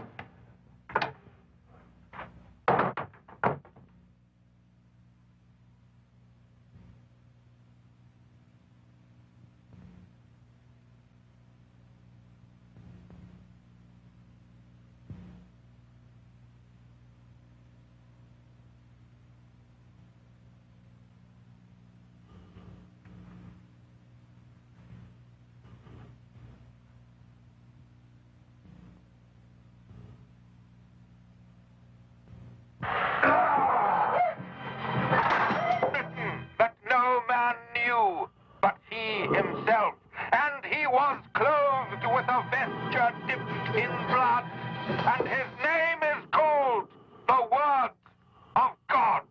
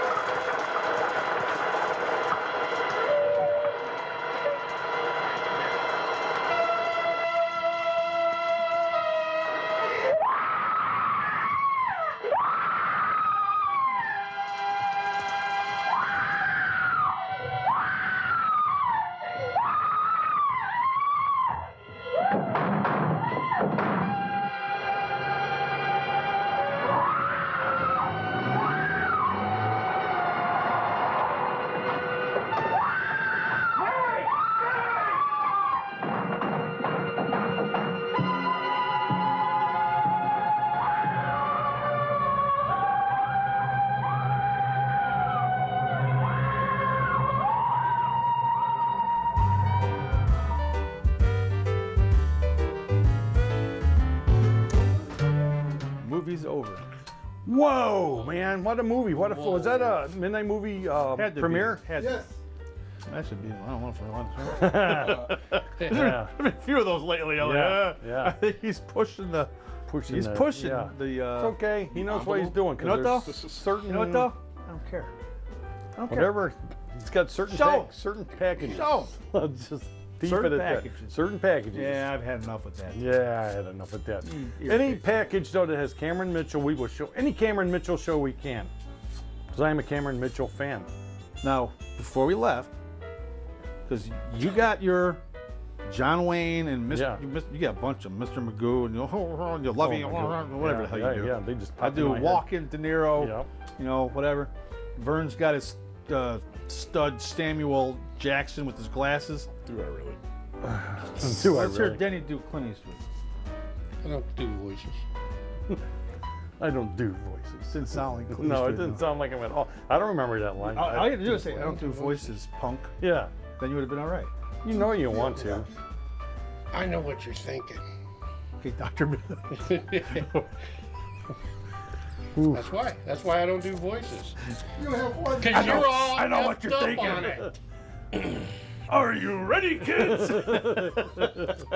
And you can't do them. And you can't do them, so don't even try it. What do you mean I can't do them? Father Goofed. Make fun of Father. Dr. Midnight. Father Goof was hard to do. What are you doing? Yeah, what are you Tell me doing? What are you doing? Yeah, What- yeah, what are you doing? What are you doing? What are you What are you talking doing? about? You're telling people things they Yeah, don't you're know. telling them misnomers. Don't tell misnomers. I'm not. You're telling people things they don't know. Yeah, they don't know. They don't know it. All I know is Father Oh. Goof. I just posted a picture of him. They know. No, they don't. Okay. You'd No, be they surprised. don't. You'd be surprised. Well, I tell you what, Pilgrims, Oh boy. we watched Demon, and it's a hell of a movie. So now it's time to round up and move it out. It's funny though, is whenever you do voices, You got that. Yeah, swirl. Debbie does John Wayne. Yeah. Here, But it's okay. here's a new 'cause one. when I do walking, I got the head. Yeah, you're bob. doing. Yeah, you got to do it. You just Here's a new one. I am Yul Brynner from The King and I. Black Cowboy. Oh. The King and You're I. wasted. He doesn't even have you on camera. You son of a bitch. Good night, everybody. Bleep that out. The King and I. Oh, The King and I. See, just because I'm bald. I'm just making use Okay, of it. so anyway. Gosh. Man, Answer. that was horrible. Newhart. Newhart. Opening credits are basically the outtakes. No, I lost my hat. You're having a rough night. Oh, there it is. Get it on quick. First you lost your slinky. Now I know, I lost my slinky. Opening credits to Newhart. Opening credits to Newhart. Are basically the outtakes of what Henry Fonda Oscar-nominated film that starred Henry Fonda, Jane Fonda, Katharine Hepburn. Yeah. What's the movie? Katharine Hepburn. Katharine Hepburn. Come on, Henry and Jane Fonda. Okay. Okay. What's the movie? Well, let's let them go first. It's on Golden Pond. It's on Golden. There you go. Okay, See? They're not just a couple of pretty faces. They know what they're doing. On Golden Pond. On Golden Pond. Yep. I don't know about that. Okay, Now, well did then they do ever your do own any other research movies then. together? What? Did you research that? Or did you just Did the guess? Fondas ever do any other movies together? I did the. I don't know. Don't ask me hard. Yeah, don't now ask me hard that's a good questions. trivia question. I don't know. Did they? Yeah. 440-944-7105. He just said no. No. All right. Well, we'll see you next week with an equally entertaining film. Films. But don't expect a Christmas movie. Films. Got a nice little treat though. I like those types. We have a treat. Circle of Yeah, Fear. films are good. That's sort of good. Okay. Yeah, you thought I was Good going. night, everybody. See you next week Bye, everybody. on the Midnight Movie.